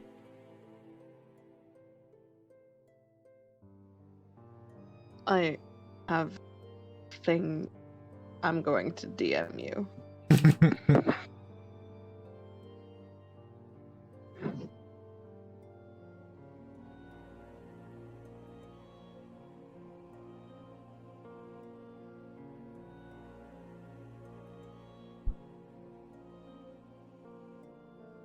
Over the course of this, while Lost and Fodder are doing their preparations for their ritual, now we'll approach these two gigantic double metal doors on the northern side of the forge.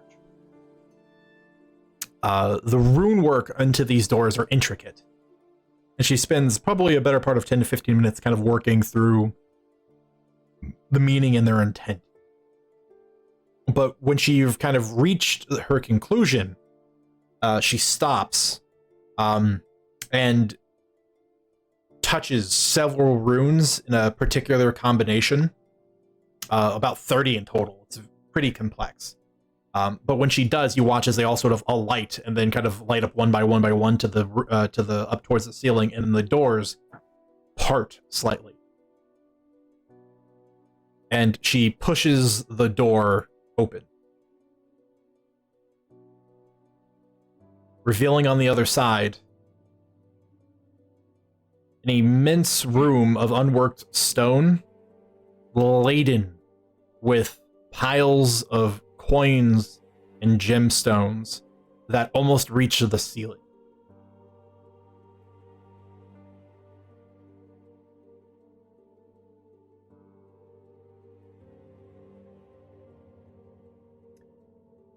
Just as we expected to find. The dragon's hoard. She just sort of walks in. When she does, there is a brief moment of metal grating on metal, and she stops and looks to her left and her right very abruptly, and there are two large metal statues on either side of the door. And they were moving temporarily. And they observe now, and you watch as there's a pulse, a wave of magic that washes over her, and then they return to their resting position. And she just kind of lets out a breath. That could have gone poorly. Asvar just does a thumbs up. And we are only asked not to go up on the dais. Martel's kind of Mhm. Oh, interesting. come up here. I think we're clear for now. These golems should remain inert as long as I'm in the room. At least that's the theory. Well, considering she's already passed the threshold and nothing's happening, I'm hoping you're right. Only one way to find out, and she smiles. Please don't. She kind of does this moment where she raises a foot over the threshold, and then stops, and she turns around and begins walking through the room. Yes, for the briefest of moments, Martel's like, That was that funny? Was that a joke? Yes. I didn't do it, did I? We spent all that effort saving your lives. We're certainly not going to just kill you now after we got to the end of the road. Oh, well, that's good to hear. No, we'll kill you later. Ah, You're going to start getting used to our humor now that we're no longer in a place of potential death. I actually crack more jokes than the rest. I'm so happy to see you're the funny one. It's a Goliath thing. I'll just smiles at now. Says, I don't know. Be sure of the two parties. We've killed more of you than you have of us. She stops, considers that statement for a long moment, looks over to the pile of treasure, grabs a battle axe and lifts it up. We can even that now if you'd like. Someone volunteering? Martel giggles and points at Hasvard. Chiziro's looking very nervous about all this. Honestly, the blade would cleave me in half, and I'd rather not experience being paced again. Yeah. And actually stops now. Again? It's not often one is paced, and then she just stops and looks at you. And is this? You mean alive? Yes. Yeah, that's valid. Yeah, can't argue with that. I don't know how I feel about it either. One piece. Flat. That being said, and she just tosses the battle axe back up to the pile. When Lhasa made his offer of giving you things that you may need for equipment going forward, he intended it to include whatever we happened to find in the hoard that we knew we would stumble onto. You find something here that you need, you are free to take it.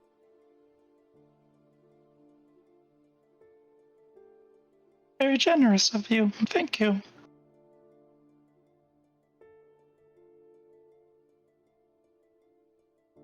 You see Hasbard slap his own hand really quickly for a second.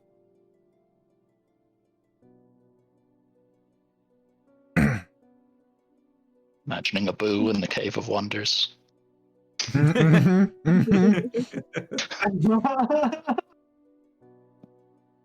Maybe a little too appropriate. So who's Jafar? As in, who sent us in here? Abu's the monkey. Yes, Martell? Yeah, yeah. Tarek, maybe? Yeah, I think it's Tarek. Weird question. Canon. I guess then means Martell's Iago. Yes. The things that you're thinking he was implying there. Aladdin. Like, what? This got weird. Yeah. In a beautiful way. Beautiful. There's so much here. I'm just gonna step outside. Very well. I'm going to begin trying to categorize what I can find. Oh, that sounds like so much fun. It really isn't. When your life's effort is about creating and enchanting magical objects, they get a little boring after a time. Looks back at Martell, thinks about how long we have, looks at all the stuff. I don't have time to categorize it all, but I would love to help you. Well, begin finding things that look like the most unique object you've ever seen before and begin handing them to me, and I'll begin organizing. The sparkle in his eye glints. He jumps at the pile of treasure. Roll D100.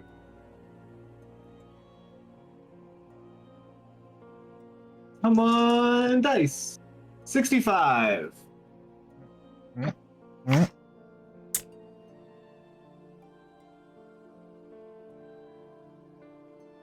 Honestly, I'll take anything above a 10 from you, Kyle.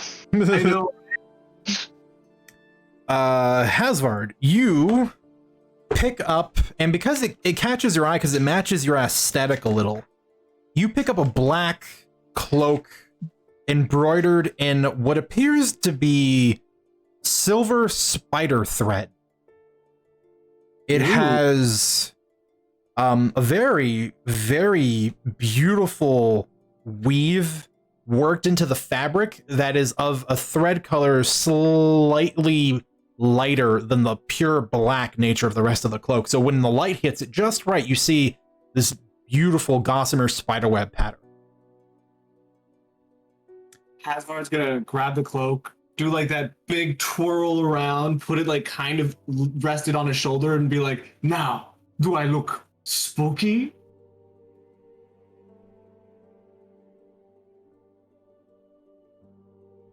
You look like a goblin in a cloak. Flips it off. I don't know, it looks kind of vampiric. Not really, spidery. Is that what you were trying to be? You were trying to be a vampire? Yeah.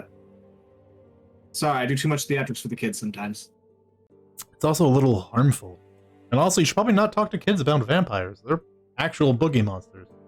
I know they are. Well, no, you missed my point. I suppose you don't know about this. It's weird that you know about vampires at all. People that know about vampires are the ones that attract them out of the murk. So the more you talk about vampires, the more prevalent they're going to become. I'm just suggesting you don't do that. That's valid. I'm not ever going to do that again. Well, in defense of most people, it's the reason why no one really knows about vampires anymore, because you shouldn't. So again, weird you do, and terrible that you're telling children about it, because now they're going to be hunted by vampires for the rest of their life. So upset about that piece of information. And besides, you don't have the teeth for it. And she bares her canines. Anyways, here's a cloak with a spider thread on it, and I'm gonna keep my mouth shut. Thank you. And she'll take it and kind of flap it out, inspect its edges. You'll watch as she'll flip to the interior lining of the cloak, and then along one of the seams, she will flip out so you can see the ugly side of the needlework, and you'll see that there are runes embroidered into the inside of that spot there, almost very like super difficult to find just casually. And she'll sort of spend some time with the light sort of against the side of it reading, and then she'll stop and kind of hang it up on one of the sharper rocks. A cloak of arachnida. Very good find. I'm sure there's plenty of interesting things here. Dragon has been holed up here for a long time. I'm sure there's been many an unfortunate soul he's collected from.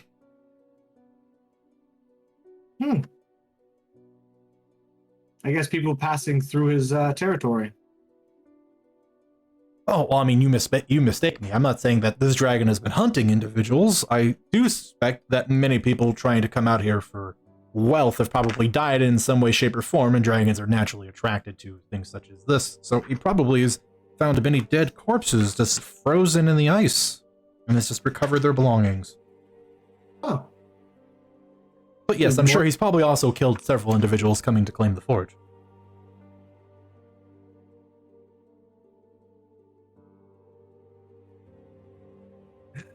And sort of nonchalantly, she reaches into the pile and pulls out a warhammer. Ooh, nicely balanced. Kind of tosses it up and down. Actually, I recognize this work. And then will turn, walk to this point.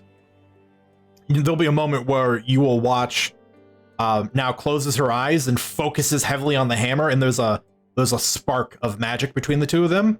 And then she takes it and wings it across this cave, and it strikes the far wall where the treasure on the other side, and then you watch as it comes right back to her hand. Oh, nice. I haven't seen one of these in, well, actually ever in my lifetime. I've only ever read about them.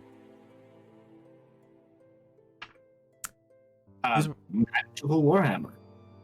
Oh, well, yes, these were these were crafted by one of the first ever was crafted by one of the first Byrrc apprentices.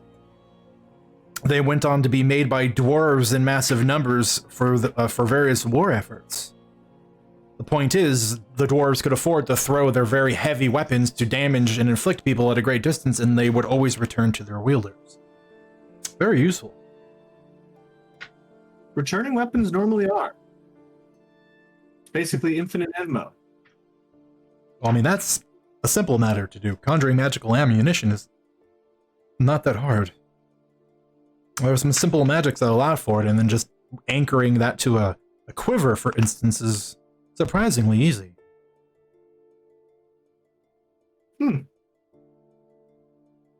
Now, just sort of says casually, she leans it up against one of the walls. Martel, I see you meandering. Would you like to make a roll? Or look for anything in particular, if maybe you're hoping to find something? Oh, she's just kind of daintily picking through. Martel Sure. doesn't have much knowledge and or desire for magical items. Roll me a D100. D100. She just was excited to find this huge pocket of treasure. Mm-hmm. Oh, dragon. Oh, a flat 90. Fancy. Okay. Let's, let me go find that one real fast.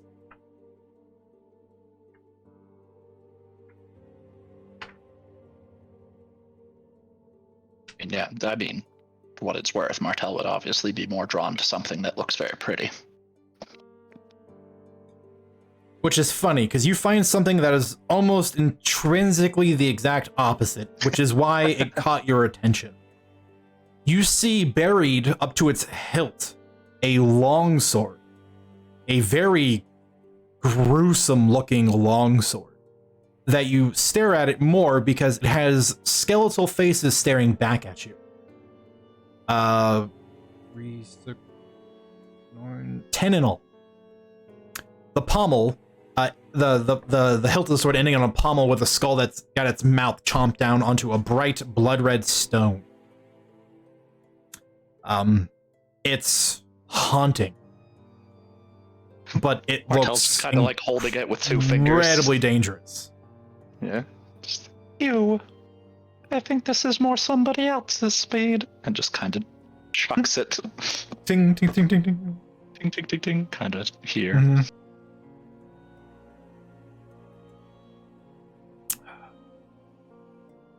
Noticing Lithian, she's like, Oh, a sword for you, Lithian. Oh, that's beautiful. In the most morbid kind of way. Because, official artwork, you can get a nice reference.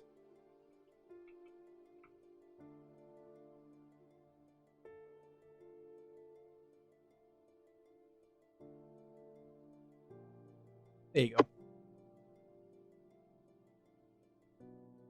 I mean, I find that incredibly cool. But Martel. But Martel would just read it exactly as she did. Gross.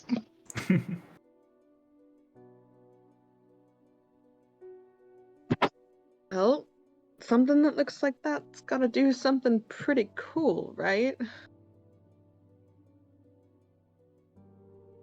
Make up for the appearance a bit?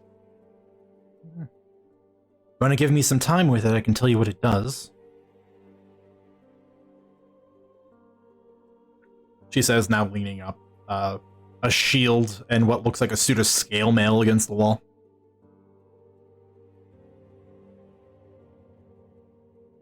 I am going to be here for quite some time, so again, feel free to peruse. And, grab handfuls of gold if you find yourself in need.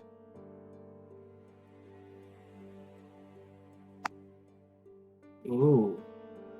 You're tickling my god nature. I'm sorry, what am I tickling? And can I stop?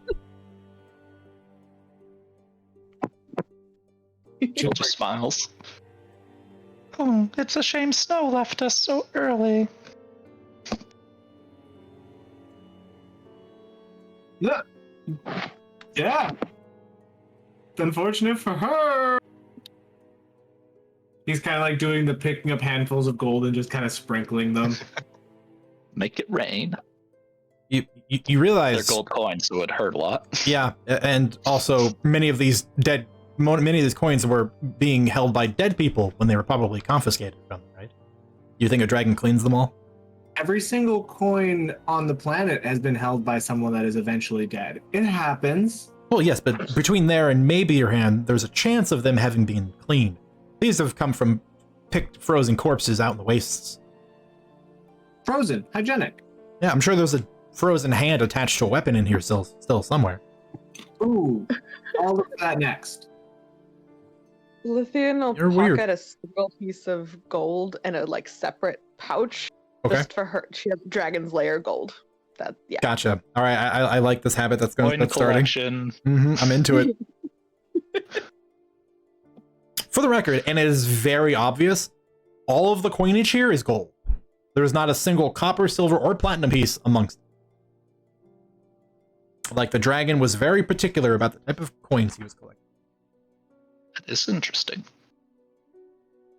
Does anybody want to make a very high history or arcana check? Yes. Try. You can try. I'm actually good at history. 20. 25. Ooh. 24. Okay. You said 20, Hasvard? Yeah. All right, so Lithian and Martel, you guys have a cursory understanding that when the Protectorate dragons were made, they were crafted from very plentiful materials, quite literally. So their representations are not because they are made a particular color, it is because they are actually created from those elements: gold, silver, copper, brass, etc. The reason why dragons hoard gold and hoard valuable objects in coins, especially protected dragons, is because if they sustain damage, they can heal themselves by using their respective element. So when a gold dragon hoards gold coins, it's in case he's ever terribly hurt, and he can heal himself. The reason why the primordial dragons hoarded coins was to keep them away from the protector dragons. That is why dragons hoard treasure at all. Neat. Yeah. And by the very nature of gathering immense amounts of wealth, other things get sprinkled in. But gemstones are also usually valuable in spellcasting components. Magic items are usually useful to bribe people, etc., etc. Everything's got a reason. It tends to actually, surprisingly, not only ever be for greed. Unless you're a blue dragon, in which case it's purely for greed. Or a big, but no, we don't talk. Racist. Yeah. Anyway, how about you, Lithian? Are you looking for anything in particular? Or do you just want to, cast a random die out into the world and see what you... She's kind of considering what she's kind of wanting them to make for her. In the market for a quiver that can hold an obnoxious amount of arrows. Or anything else that's pretty cool. All right. For funsies, roll me a D100 anyway. 86. Pretty good number.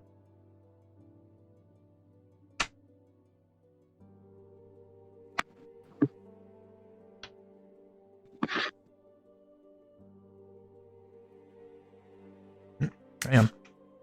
Going to my other tables.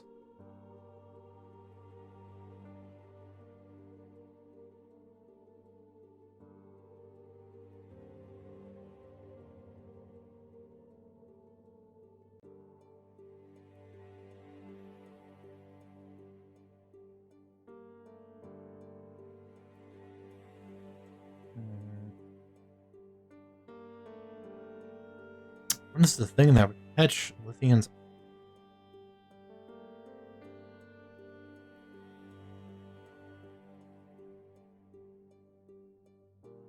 Wonderful question.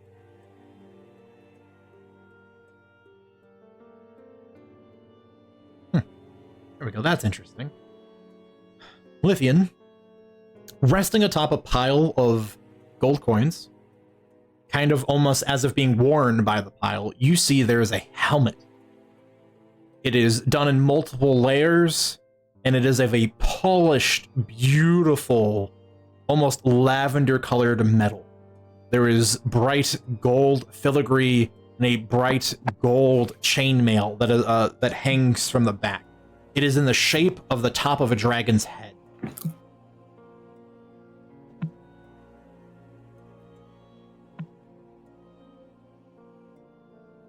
That's very cool. Very.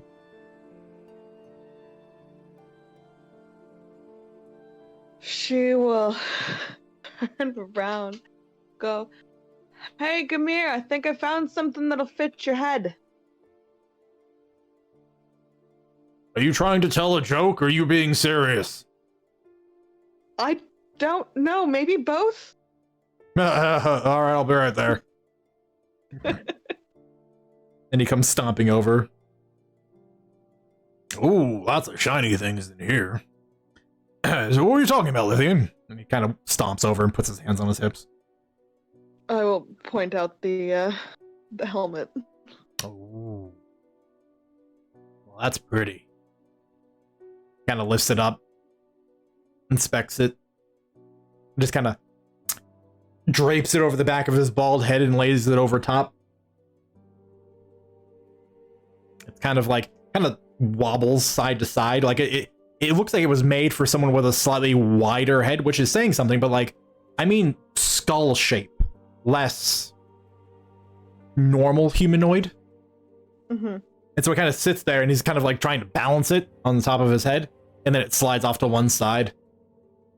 No, I don't think this is for me. You can rework it. Well, I could, yes. That I could.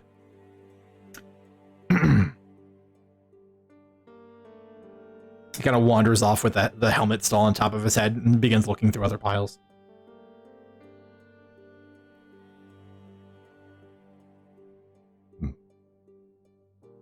Tajira. Is Tajira looking for something, or would you like to toss the dice? She'll toss. All right. D100, please. Just not a 5. Eh. Not 31. Magic item tables typically don't betray people like Faint Dice do, so it's fine. Okay.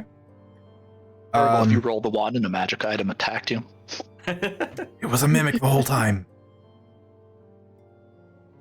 Funnily enough, Surprise, it's chaos. funnily enough, that could be a real thing.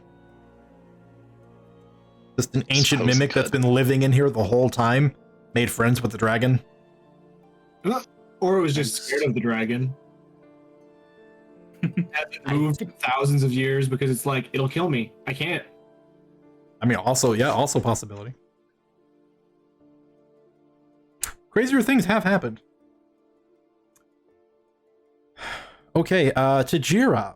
Kind of, more casually looking through things like everyone else. Who's been very eager. A glinting, kind of slate gray colored rod that is topped with it looks like 2 halves of a beetle shell encased with a dark blue gemstone at the top. It catches your eye. Pick it up. It's light in the hand. When you pick it up, you get an idea that this rod, if you wanted it badly enough to, could teleport you to another location.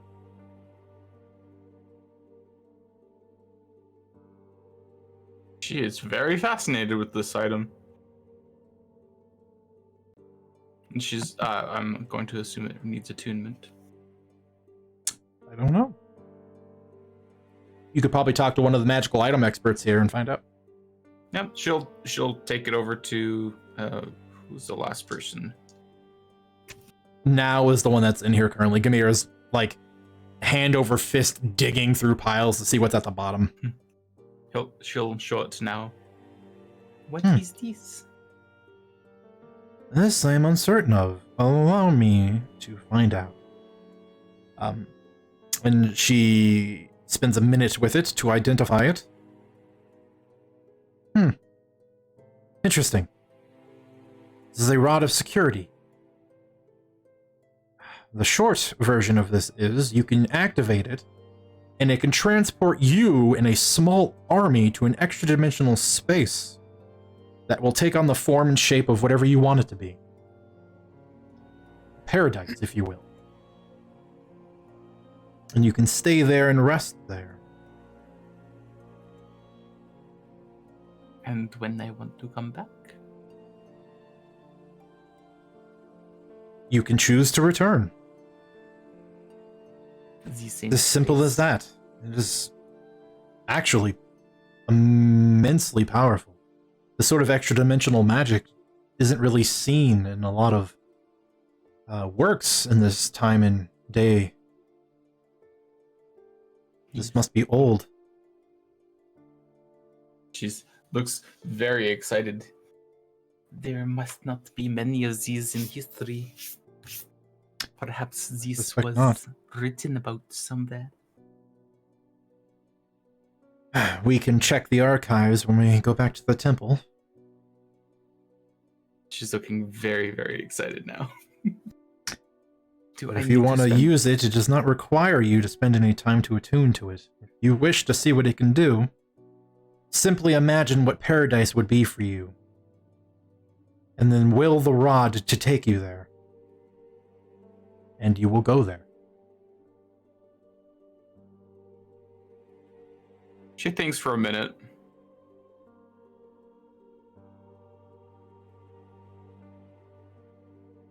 pictures the jungles of her homeland with no one in them, and tries to make it work. Okay. All of you in here, Tajira vanishes. Tajira, you are now standing on the white sand beach, staring into the thick, lush, tropical jungle of where you grew up. She immediately gets on all fours and just runs into the forest. She needs a break. Mm-hmm. For your knowledge, you are for every hour you spend there, you can you regain hit points as if you spent a hit dice. You don't age while you are there, and you can stay there for up to 200 days. It's divided by the number of creatures present, but since you're the only one there, you could stay there for all 200 days. But time will pass normally. She is in literal paradise. Literally. Oof. Not even an exaggeration. It literally takes the form to the perfect place you would want it to be. You go, man, I really would like a papaya. And you turn around and boom! Plant sprouting papayas. Like that is how magical this is. It's like Willy Wonka's chocolate factory, but your own version. She'll grab one, think about it, and then try to exit with the papaya. So you're gonna pop back? Mm-hmm. Okay. In those few minutes, Tajiri, you pop back. You reappear holding the rod in one hand, but no fruit in the other. She kind of nods. This is very powerful. Is there any charges, or can I just use it whenever? You can use it whenever.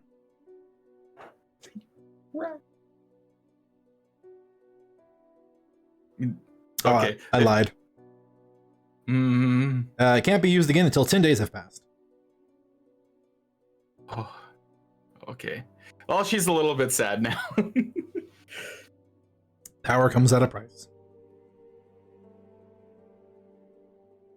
I'm gonna say that would be insane if you could just use it at will. That would be kind of Yeah. I'm being attacked. Whoop. I mean, that's still an option every 10 days. Mm-hmm. Girl.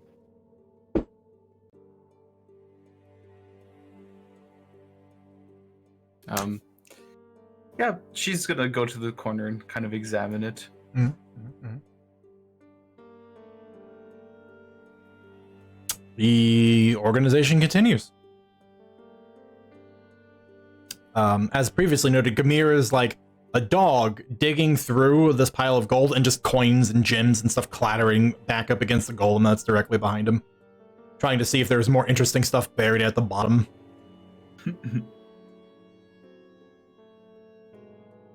So far, his search has not turned up anything he has found interesting. He just start using that dragon-capped helmet like a shovel at one point. It's a little kooky.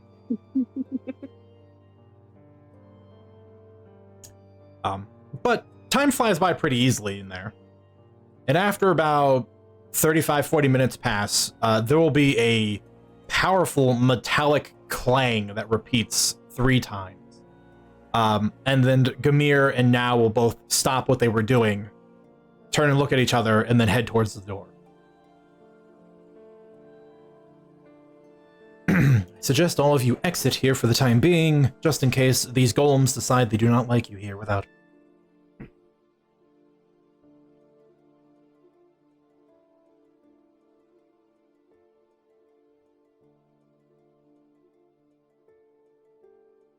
All exit. You see as you arrive, as Fodder and Lhasa are up on top of the dais with the anvil and the forge.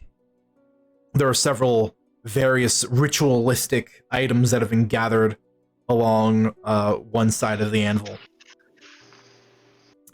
Gamir now and Nazor gather in front, and they take a knee like they did previously, and begin watching as Fodder and Lhasa kind of step up onto the dais, taking the long way around and then ending up front. There's a moment where Lhasa, holding this hammer, it is taller than he is. It's on this huge long staff.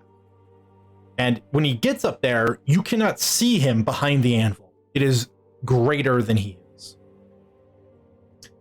And then you hear him stamp the staff of the hammer 3 times against the stone floor.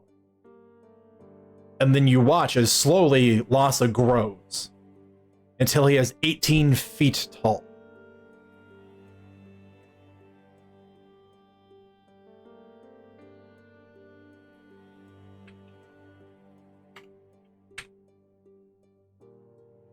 Oops, slightly too big. I did my math backwards. Disregard. That is a god.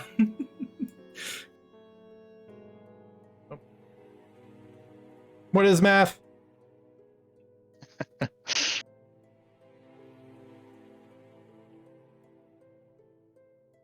Roll 20 is now just being silly. That is. And as he takes this full shape, you begin to watch as the hammer itself begins to change with him.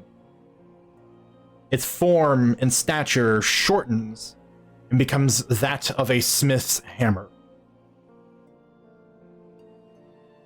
And he stands there, one hand pressed down against the anvil, the hammer in the other. And he takes a handful of the ritual items on the side. A small pursed bag of some unknown substance, a bar of a glinting metal that is silvery and blue, and then a bar of metal that is dark and gray. And he takes all 3 in one fistful and turns and casts them into the fire. And he sits there and he stares for a long, quiet moment. And then you watch as the flames ignite brighter in the forge. Oh, that was very loud. Sorry. Still not what I wanted.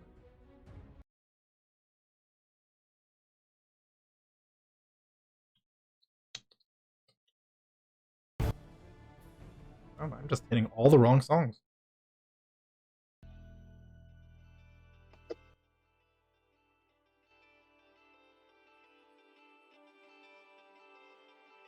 There we go.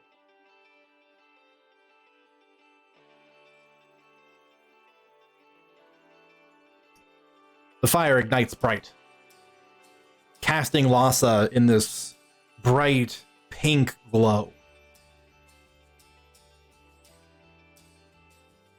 And he turns and centers himself on the anvil. He presses one hand down into the center of it, where it begins to glow with this bright white light. And then he lifts his hand back to one side, and he raises the hammer high in his left. And he brings it down into this thunderous crash that fills the chamber. At first, it is instinctive to want to wince and cover your ears. The sound seems so loud and percussive. But as he does it again for a second time, it echoes through the chamber. While loud, it does not hurt. Something about its resonance is almost welcoming. It speaks to you on a level that you can't verbally put into words. And the hammer raises and comes down a third time. And the fire in the forge behind him ignites brighter, crackling, reaching out. He turns with his right hand, cast in this beautiful leather glove, just covered in these giant runes and adorned with a ruby and sapphire. And he turns and he reaches his hand into the fire of the forge. And he pulls back out with it this flaming mote just in his bare hand, and he puts it onto the forge, and then he brings the hammer back down, just one after the other, and you watch as this flaming just material begins to shape and change. And the sound does not sound like metal hitting metal after the first couple of blows. It changes. There's a resonance. It's almost melodic. It's beautiful. And you watch as the form twists and changes and shrinks and shrinks and shrinks until you can see only but a tiny pinprick of glowing magenta light. And Lhasa reaches with his gloved hand and picks it up, and then turns and very daintily hands it to Fodder. He rests the hammer onto the side of the anvil. And as he turns, Fodder begins walking down the steps, and he turns and he follows behind Fodder. And then with each step, he shrinks several feet at a time. The forge behind him is still just glowing powerfully. Eventually, him and Fodder rejoin the group. I'm about to make a terrible mistake and make him 85 by 85 units wide. Are you sure that's a mistake? Yes. And when he gets here, he stops, he looks at Gamir and Now and Azor, and he kind of looks between each of them and nods, and they nod in return. And then they step aside. Our friends, our comrades, please, come forth. Stand before us.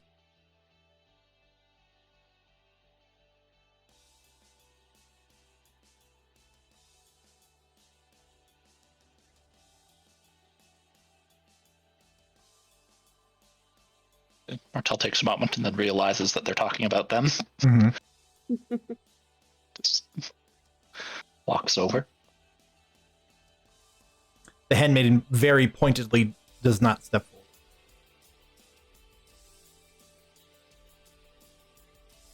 Jared, do you want to get in on this action?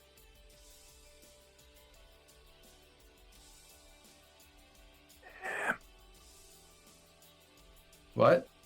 Are you going to participate in the line somewhere? Sorry. Yes. I just need to know, north or south. Doesn't really matter. But South. gotta get involved. Also slightly closer to the center. Sorry, the music's kind of putting me to sleep. Fair. I figured its tempo was a little too upbeat, but all right. To be fair, I kind of lack sleep, so. Fair.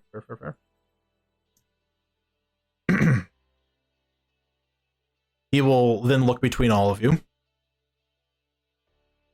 And again, he offers a soft smile. He is not one for grand expressions of emotion, but the emotions he does show are very genuine, and you can sense that.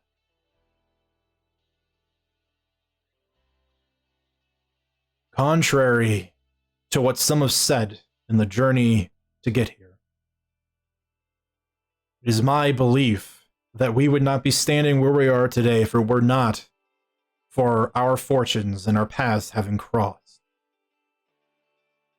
We saved members of your party from certain death, and in turn, you likewise returned the favor, and at a time where it mattered most. The forge has been reignited, and in its moments of being refueled, I have crafted with it a sign of our alliance. And he holds out his hand, and in it rests a single ring. The exterior of it is a beautiful blue-white metal. The centermost part of it banded in gold, and giant runes etched along the interior of the gold. The interior of the ring itself is of the same jet black metal. This ring will signify our bond going forward, but it is more than just that. and he holds it up, and then he puts a finger in the middle, and he twists it, and you can tell the exterior part of the ring turns on the interior part of the ring. And he turns. And then he takes it, and then he drops it in front of himself, in the space between you and him. And it hits the ground, and the exterior band expands rapidly, and the dark metal, the interior of the band, flattens and stretches to fill the space into about a 5-foot diameter circle. And then it suddenly lights up. And you see inside, reflected in this dark metal, the image of the Geliath's circle head central tower. And then he reaches down and touches the outside of the band and picks it up, and it shrinks and snaps back. I've crafted this so that should you need to return to us, you have a way to find and seek shelter here. This will allow you to return to any location in which you are intimate with.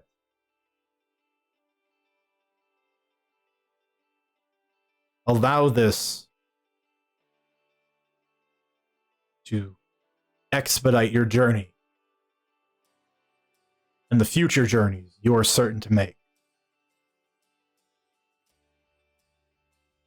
Allow this to be the first step you take with the Hammer of Amaron at your side. And he, very daintily between two fingers, extends the ring out forward, and he's curious to see who is going to accept it. It just kind of is nebulously hanging in the air. Asgard pointedly puts a hand on Martel's back and kind of pushes her forward slightly. Lithian would reach for it.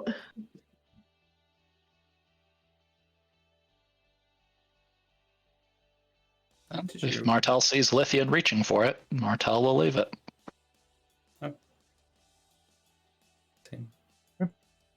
Then Lithian, you will take it.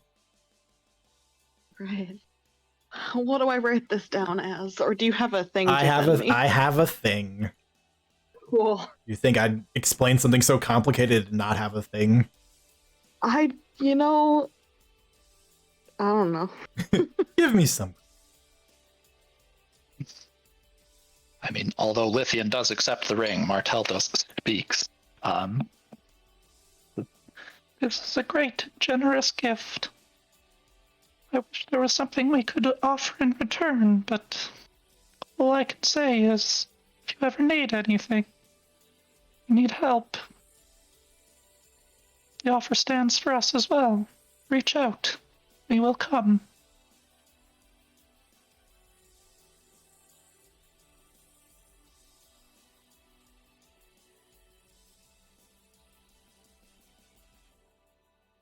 And I'm going to finally put you guys on the spot.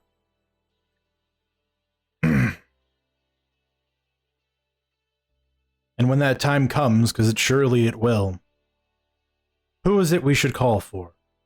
What do we call you?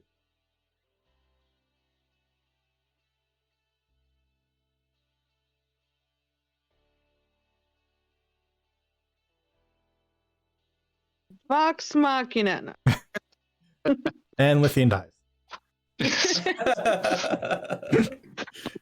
Somebody had to do it, okay? Thank you. Struck down in the prime. No, I would never do it. I want to avoid that kind of comparison. Fair. Never in a serious manner at all. I mean, if you'll give us a moment. Of course. I don't know. I've never thought of a name for us, guys. I finally had, it took me 145 sessions to have a pointed character ask this of you guys. Because I've literally never done it before this point. So I was just like, let's finally actually just do something about it. So here we are. And I mean, you can either just have the awkward, we don't have a name, sorry, or you can make one up. That's up. Like I said, I think it's worth discussing if people have ideas. Never even thought about it. It's funny because when I was doing the meta homework this week as well, I was like, man, what do we call ourselves? Mm-hmm. So I just ended up as Martel and Friends in the homework. That's not what I'm offering as the name. Are you sure?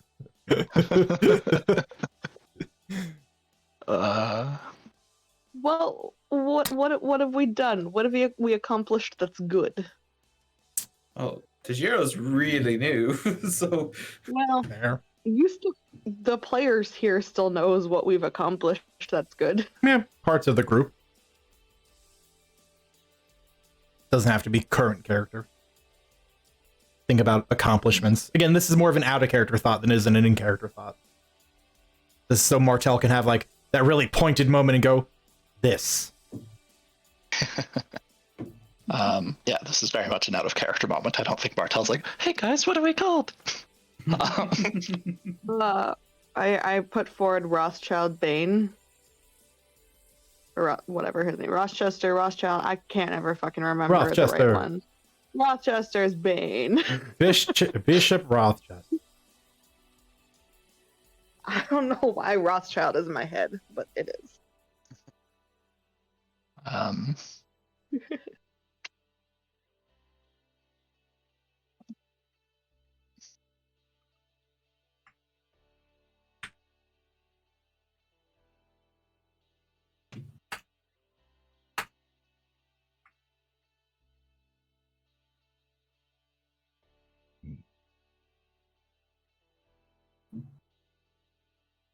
Of course. I know it's a show. That was a joke.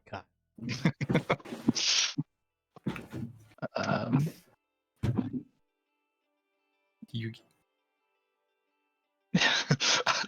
I like Kayla's question. Define good?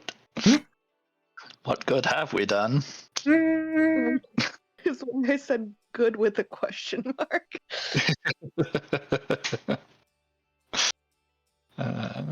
Just remove the moral necessity of that. Just what have you done? Good or bad? Well, it's kind of weird because this particular party is very young and new. Like a lot of the stuff Martel has done, most of you weren't part of. So it seems somewhat unfair to be like, we're Strahd's Bane or Right. Great name for a band. Vecna Slayers or It's like Eldarkin. Arth's Bane. There we go.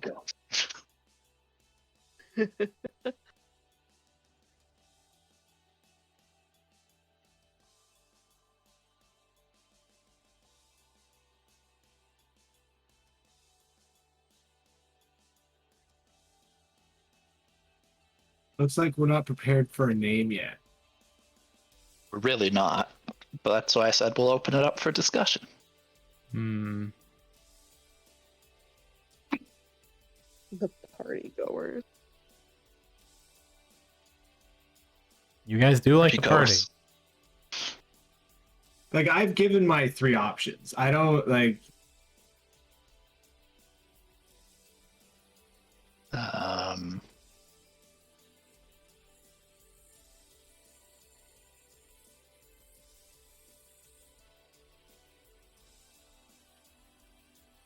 Because they're also asking us to name ourselves instead of be like, what is your moniker other people know you by? They just ask you, what do you call yourself? So that way, you know, if they have to go to a place and go, we're looking for these people, what would they say that would just save them the trouble of describing the 4 or 5 individuals they've met? So I was looking at the party goers and I was like, that's all right. But I think the one change I would make is I actually think we would be called the Party Crashers. Oh my god, yes. Yeah. Yes. I'm in. Martel just kind of gives a shy smile. Says, Ask for the party crashers. Just gives you a long look and then a slow nod. We've crashed many literal parties, and now we've crashed their party, and I mean, like, it fits. It's good. I love this. Kimura's partway through an exclamation when now elbows him really sharply in the ribs. And then he goes back to being reverent. If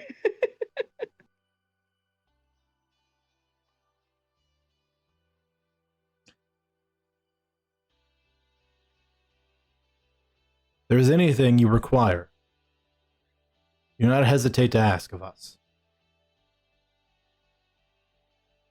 The Forge, while none of you seem to have the skill sets to use it, if it can fulfill something you require, we will have it made.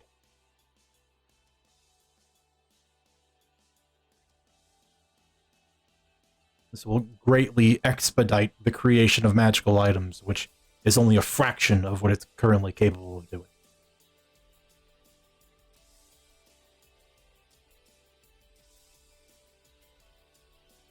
I, for one, am very excited to see all of the things that you create. In time, my small friend. Change is not wrought overnight. I'm certainly very curious about your familiarity with the Gallia's Circlehead power, but that's for another time. Simple enough explanation. I am friends with one of the Circleheads. A previous mentor of mine. Which one? Rainsmere, the first Circlehead. Ah, He's a bit of an old codger nowadays, but a powerful hand behind the forge.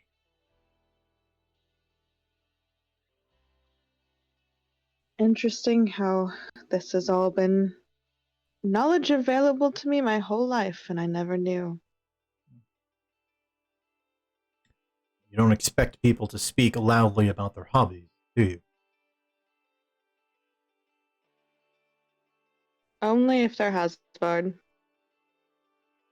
Everyone looks at Hazard. Nods. I like to talk to people. Is that so bad? No.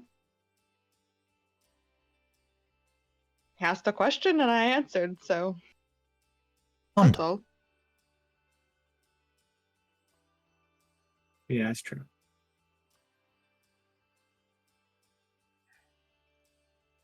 Anyway, I have ideas. Very well. We are willing to hear them. For the time being, rest and recuperate as much as you need. As I've mentioned before, speak to Now.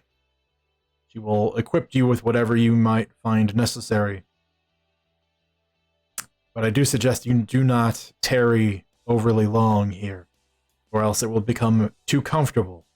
You will not wish to head back out into the terrible wastes that are outside these walls. What are you talking about? That's the most exciting part.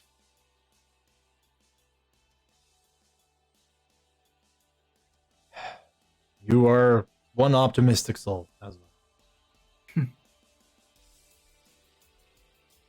Who doesn't want to march through the cold to go towards lava? You ever been to Vark Kalzar? Nope, but I'm looking forward to it. It's crafted by my ancestors a long time ago. Makes you feel any better, the lava runs beneath it. Actually, it does. That's what powers the city. Its architecture is spoken of in story in my clan greatly.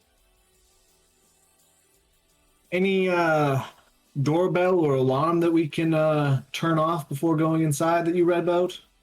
No. nor do I know its current state or what inhabits it. I do suspect it will be incredibly dangerous. Oh, Possibly and probably far greater a threat to your lives than our encounter outside the walls of this place was. Excluding the Shade Seeker's involvement. I do mean, in particular, the dragon.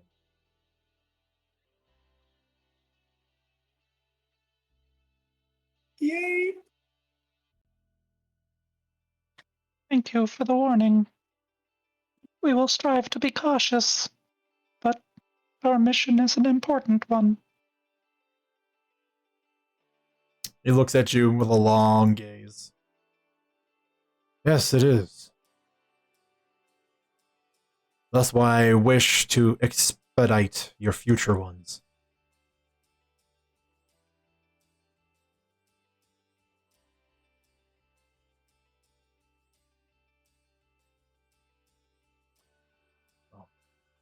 We have much work to do.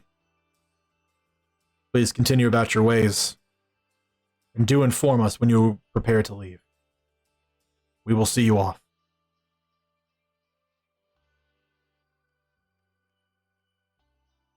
Thank you.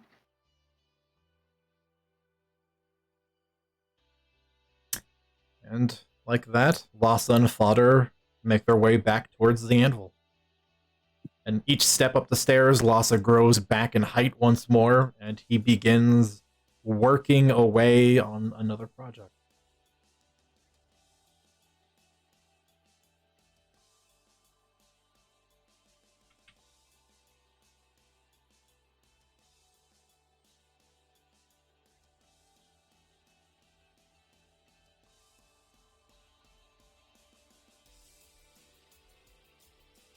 She just kind of looks at Martel looks at everybody. It's like, Well, do any of you have requests? Oh, you betcha. I DM'd them to you, Sage. Yep, I got him. Okay.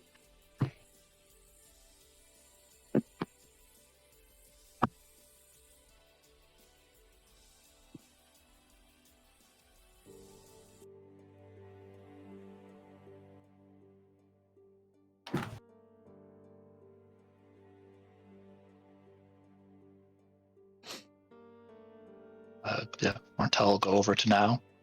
Say, Oh, well, for myself, I've noticed that most of our travels and missions these days involve a lot of climbing. Wondering if you know of anything that could help me with that, as I'm not the best at it. Well, that's actually very funny you brought that up. The first thing that one of your friends found in the horde over there would do exactly that. Although, admittedly, it does, now just sort of stops and leans back and just sort of, like, waves a finger up and down. Clash with your aesthetic, which you seem to be someone who cares about that greatly. yeah, Martel smiles. Yes, I do. I remember Gamir mentioning that you can alter things. Would that be at all possible? Yes, with some time, we can do that. It was something we can do ourselves without needing to use the forge. It seems slightly trivial for something like that. Martel just nods. You'll slowly make your way back over to the horde, and she'll go over to the first item, the gossamer spider silk cloak, and sort of take it off of the sharp stone that she put it on, and sort of wave it out and, you know, sort of just show it off to you. Well, what of this would you like changed? Previously mentioned. Pretty much all black cloak with this very beautiful spider web embroidery done on the exterior of it that is of a almost silver, darker silver colored thread that when the light hits it, you kind of see it just shimmer this whole spider web. Oh, I have some ideas. And Martel just kind of goes into her bag and pulls out some various fashion designs that she's done. Here comes the notebook. This and that. You'd be surprised we do this a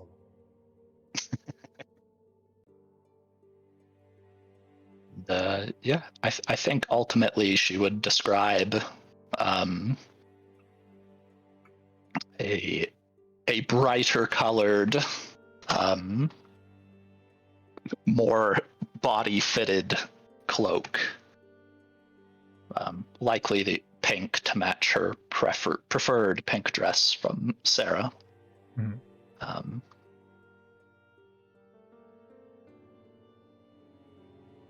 And with no hood and maybe like the spider web mesh attaching to rings that can go on like her fingers. So she has the spider web mesh kind of going up her arms. Very classy, very sexy move. Oh, yeah, I dig that actually. Yeah, that's doable. I think we might have hit a little snag. Let me just double check something. Nope, never mind. No snags. You're good. Okay. Then I think that's what she would describe. As a non-fashion guy trying to speak on behalf of a very fashionable girl.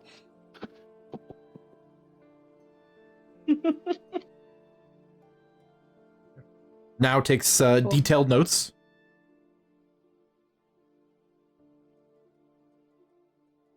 I like to imagine also at this time Lithian is kind of talking to Gamir about what she's sort of imagining, a desire she would have.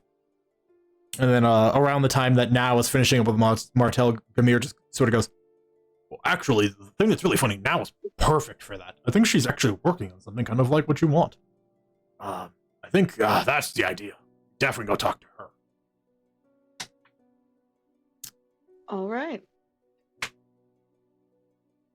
And now, again, further entrenched into note-taking with concepts and thoughts.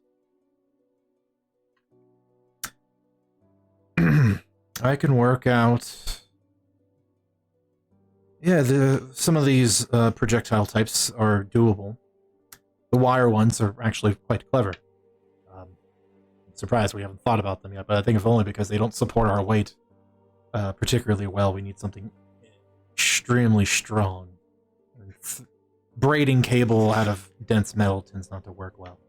That being said, the arrows that split, those I've had a couple of ideas for a long time. Now that we have these facilities here, it'll be more of a reality and sooner rather than later. I can get a quiver prepared of them in, well, probably about a week, depending upon what our time here looks like.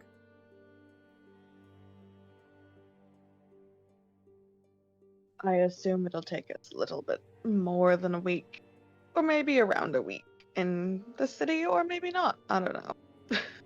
It's really unpredictable with us. With a name like the Party Crashers, that doesn't surprise me. You've also spent a few days with us now, you should know. Yes, I have.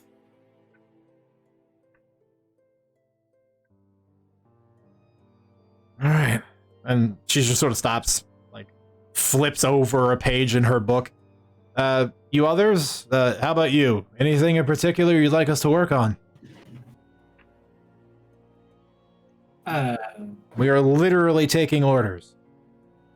Like armor? That's If you like armor, that's actually very... have you not noticed the plate that we've been stomping around in for the last several days? We're very proficient at armor.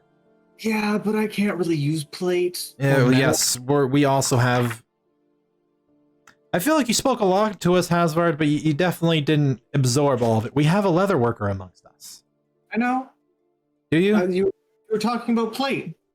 I was just As an example of our ability to make armor. And you Well, know that's- we have a leather worker, so why wouldn't it transfer over to something more practical and leather-based? it does, and that's leather armor. Stop stuttering and tell me what you want. Armor, please. I feel like a weak boy that gets stabbed too much. That's a very simple request, so you just want durable armor. Very durable armor. Very and maybe well. folks from a distance. You would like to be invisible? I can already do that. I was not asking for you. Oh, Hmm. All right. Well, the armor, that's actually very simple. That we can work on for certain. You would like to be invisible.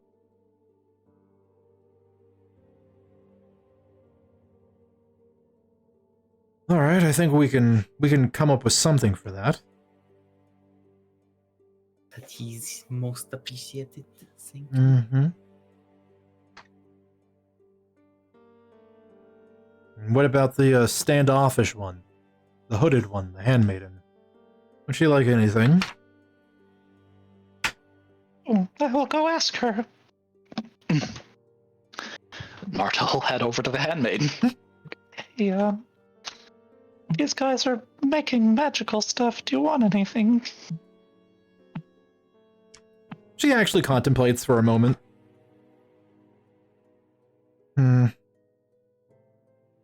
Well, I did come well equipped.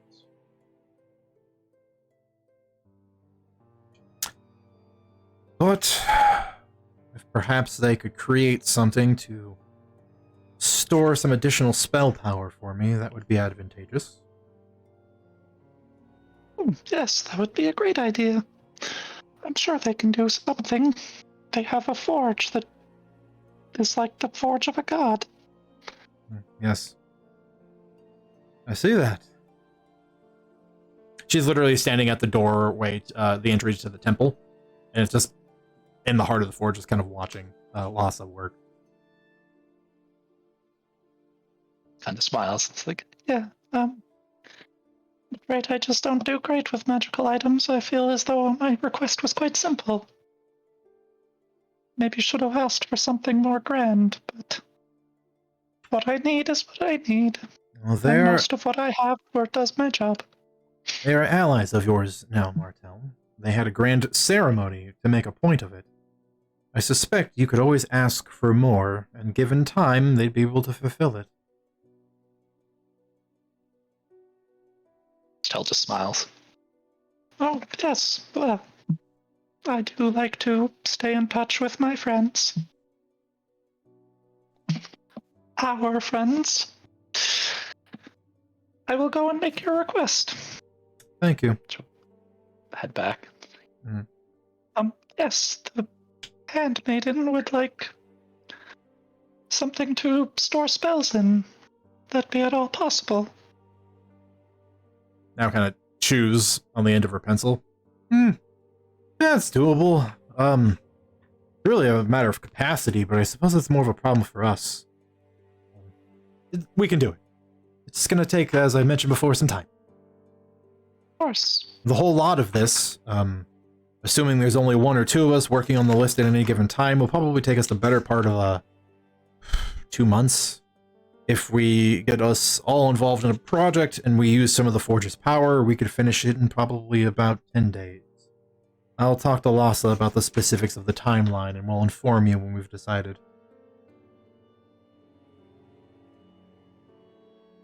You. Of course. And as previously mentioned, if you guys need coinage or if you want any of the gemstones, feel free to help yourself. I would look for diamonds to get for Sarah when she finally makes it back.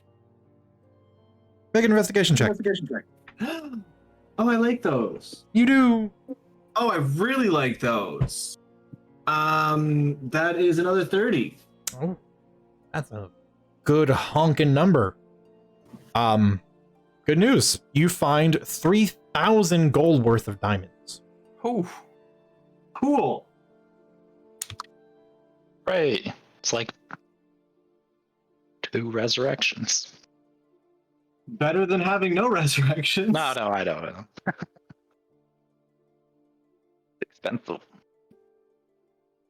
And again, this is it would take you probably about an hour, just like sort of quickly picking through a lot of the coinage and gems and stuff here. Again, there's just so much, and it's piled so high. You spend more time being careful to not avalanche yourself in treasure than you do actually trying to find diamonds. But that being said, there's so much stuff here, you very easily find a lot of diamonds very quickly. I mean, as per usual, Martel has very little use for money. However, she will look for something that she thinks would be a nice gift for Snow. And we put Snow through a lot. Okay. Probably more than we paid her for. What do you think would be a nice gift for Snow? Good question. Do you want to make a roll and just try to find out? Or do you want to put some thought? Basically, I mean, I'll do both. Okay. Because we all know how Martel's insight checks go. That's fair. Insight check 5. Martel is thinking that Snow would enjoy something expensive, but would not draw a ton of flashy attention to herself. Right.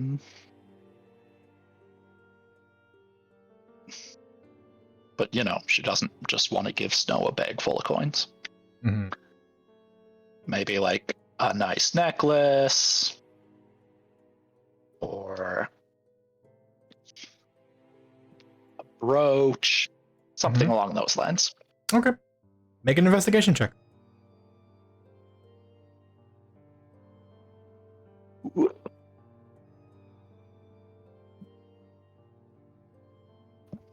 16. Okay. So you spend a little time kind of picking through all of the treasure here. You find 3 different items you think that are not overly flashy, but certainly expensive, and of course with a little bit of consultation with some others in the room that have a lot of experience with, like, being able to grade various gemstones and things of that manner. You find 3 things. You find a very beautiful platinum banded ring with a ruby carved in the shape of a cat's eye. Ooh. There is a silver necklace with hanging on it, again, a very simple silver chain, and then at its end, affixed to it, is what now refers to as a star sapphire. It is a dark blue gem with what looks like a shining light in the middle. It's subtle, like a star in the night sky, thus its name. These types of stones are incredibly rare. Allegedly, they're only found in meteorites. Neat. And last but not least, you find an ear cuff, something you affix to the edge of your ear. It is made of white gold, and ends in it's in the shape of like a twisting serpent. So its tail starts at the top, and it slithers down around the edge to the bottom of the ear where its head is, and in its mouth is a very beautiful, not overly large, but a very beautiful and well-cut emerald. I think Martel would pick the necklace. Okay. I will make a note. Star sapphire necklace. Star sapphire necklace for Snow.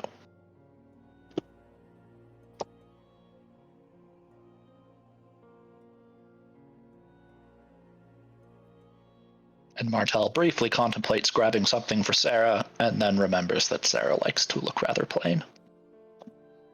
Should I? No. Fair enough.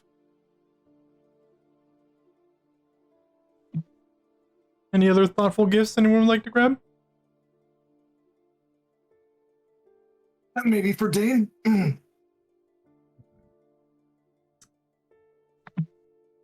worry about your own family, nerd. Jeez. Yeah, but they really haven't helped us to get here or to. Yeah, but like as Lithian said earlier, I'm rich. That's Which means Dane is too. nerd, and she's right when she says he's a huge nerd, and this is. And that's exactly why I got him a coin from a dragon's lair, man. Valid. Yeah. Although Dane was like, bring me back any super interesting magical items, Martel He is didn't. not He trying did to mean. rob the. He did mean from the city in particular. Yeah, from the city, and also again, Martel's not trying to rob the hammer and be like, we want all these magic items. I know you offered to make our journey easier, but we want gifts for nerds. Nerds. Nerd. Trust me, I was tempted to get my magic item to be something to just track where my kids are. But I need to I mean, Yeah, what good are having kids if you can't live to see them? yeah, exactly. You know.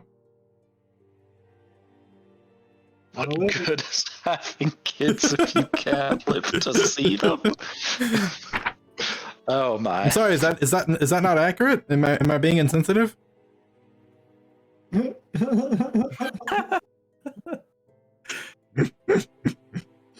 Not anything I will publicly admit to. Mm-hmm. Because all of this is recorded, guys. The government's not watching. All right. Anything else anyone would consider wanting to look for in this immense horde of things? If the offer for coin is still good, Chijiro will grab like a handful of Okay. diamonds. Well, you have to find diamonds. Hazard spent the better part of an hour picking diamonds out of these piles of treasure. Okay, she'll like grab like 3 ready gems. Okay, yeah, there are plenty of gems to grab. Roll me 3 d20s. Given 19, 2, 14, and 13. Wow. Okay. Tajira finds a handful of pretty decently cut gems, totaling about 850 gold. Thank you.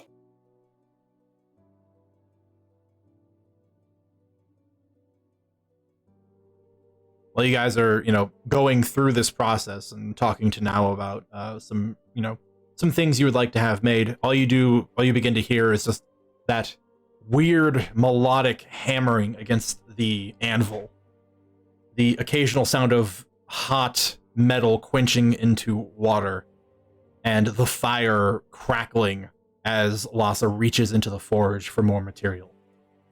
And he begins just pounding away, creating, at this moment, you're not entirely certain what.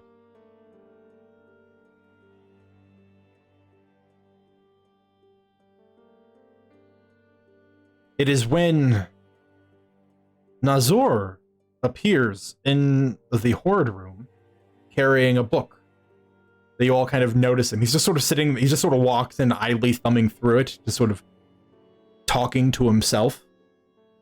When Now sort of stops. Nazor, what are you doing? I found this journal, I think it is, in the other room. Belonged to someone called Koldoras. I think it was the dragon.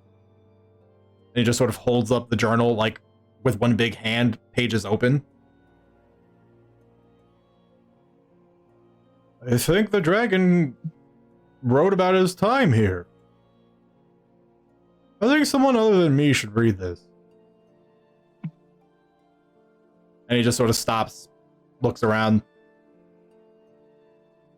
quietly sets the journal down on the ground, and then turns around and walks out. I mean, Martel will pick it up. Like, is it written in Draconic? No, it is written in common. How? How? How? Both player and character are sitting and wondering how the fuck did the dragon write? That's a great question. Dragons can be humanoid. Polymorphic. Yeah, actually, some based off those earlier intelligence checks you both made about dragons and why they collected hordes, it's also commonly accepted that protectorate dragons, when they were first made, so they would not intimidate certain parts of the mortal army, were given the ability to transform into humanoids. So that way, when they were not in combat, they could remain unobtrusive. Primordial dragons later taught themselves how to do it as a means for hiding during the genocide. CJ, you're right. That was out of character knowledge. My bad. You know now. What's the cool epithet name? What is it? Tell me. If when Martel is going to be reading the journal. Yep. Martel, when you flip back to the beginning of the book, there is a bit of there's a small paragraph long passage. And it looks like it's the stated intention as to why he would keep a journal. And at the top it says Kuldoras, the Rune Carver.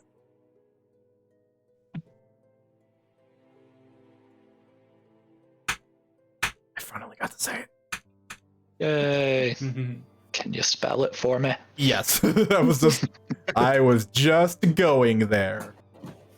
As soon as Firefox stops getting in my way. Silly Firefox. Nobody wants you as their main browser. Yeah, I mean nowadays it's That's fair. It's kind of a toss up between a lot of places. No.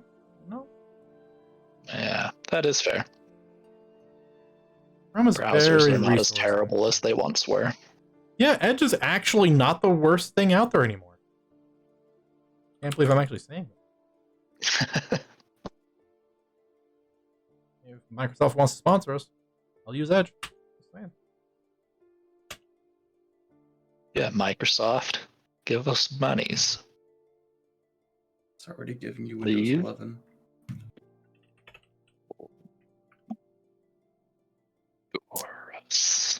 Yes, essentially it's Martel picking up the book, flipping to the front, and then Martel just kind of quietly whispering out the name, Kuldoras, the Rune Carver. And that's where we'll end the session. It wouldn't be such a husky man voice. It would be Of more course. like, Kuldoras, the Rune Carver. Just like that. My voice husky? it is when you're doing intense names. I mean, that's fair. I don't know, I've never really considered myself to have a husky voice. You could try Rottweiler, maybe Chihuahua. Go to bed, Tim.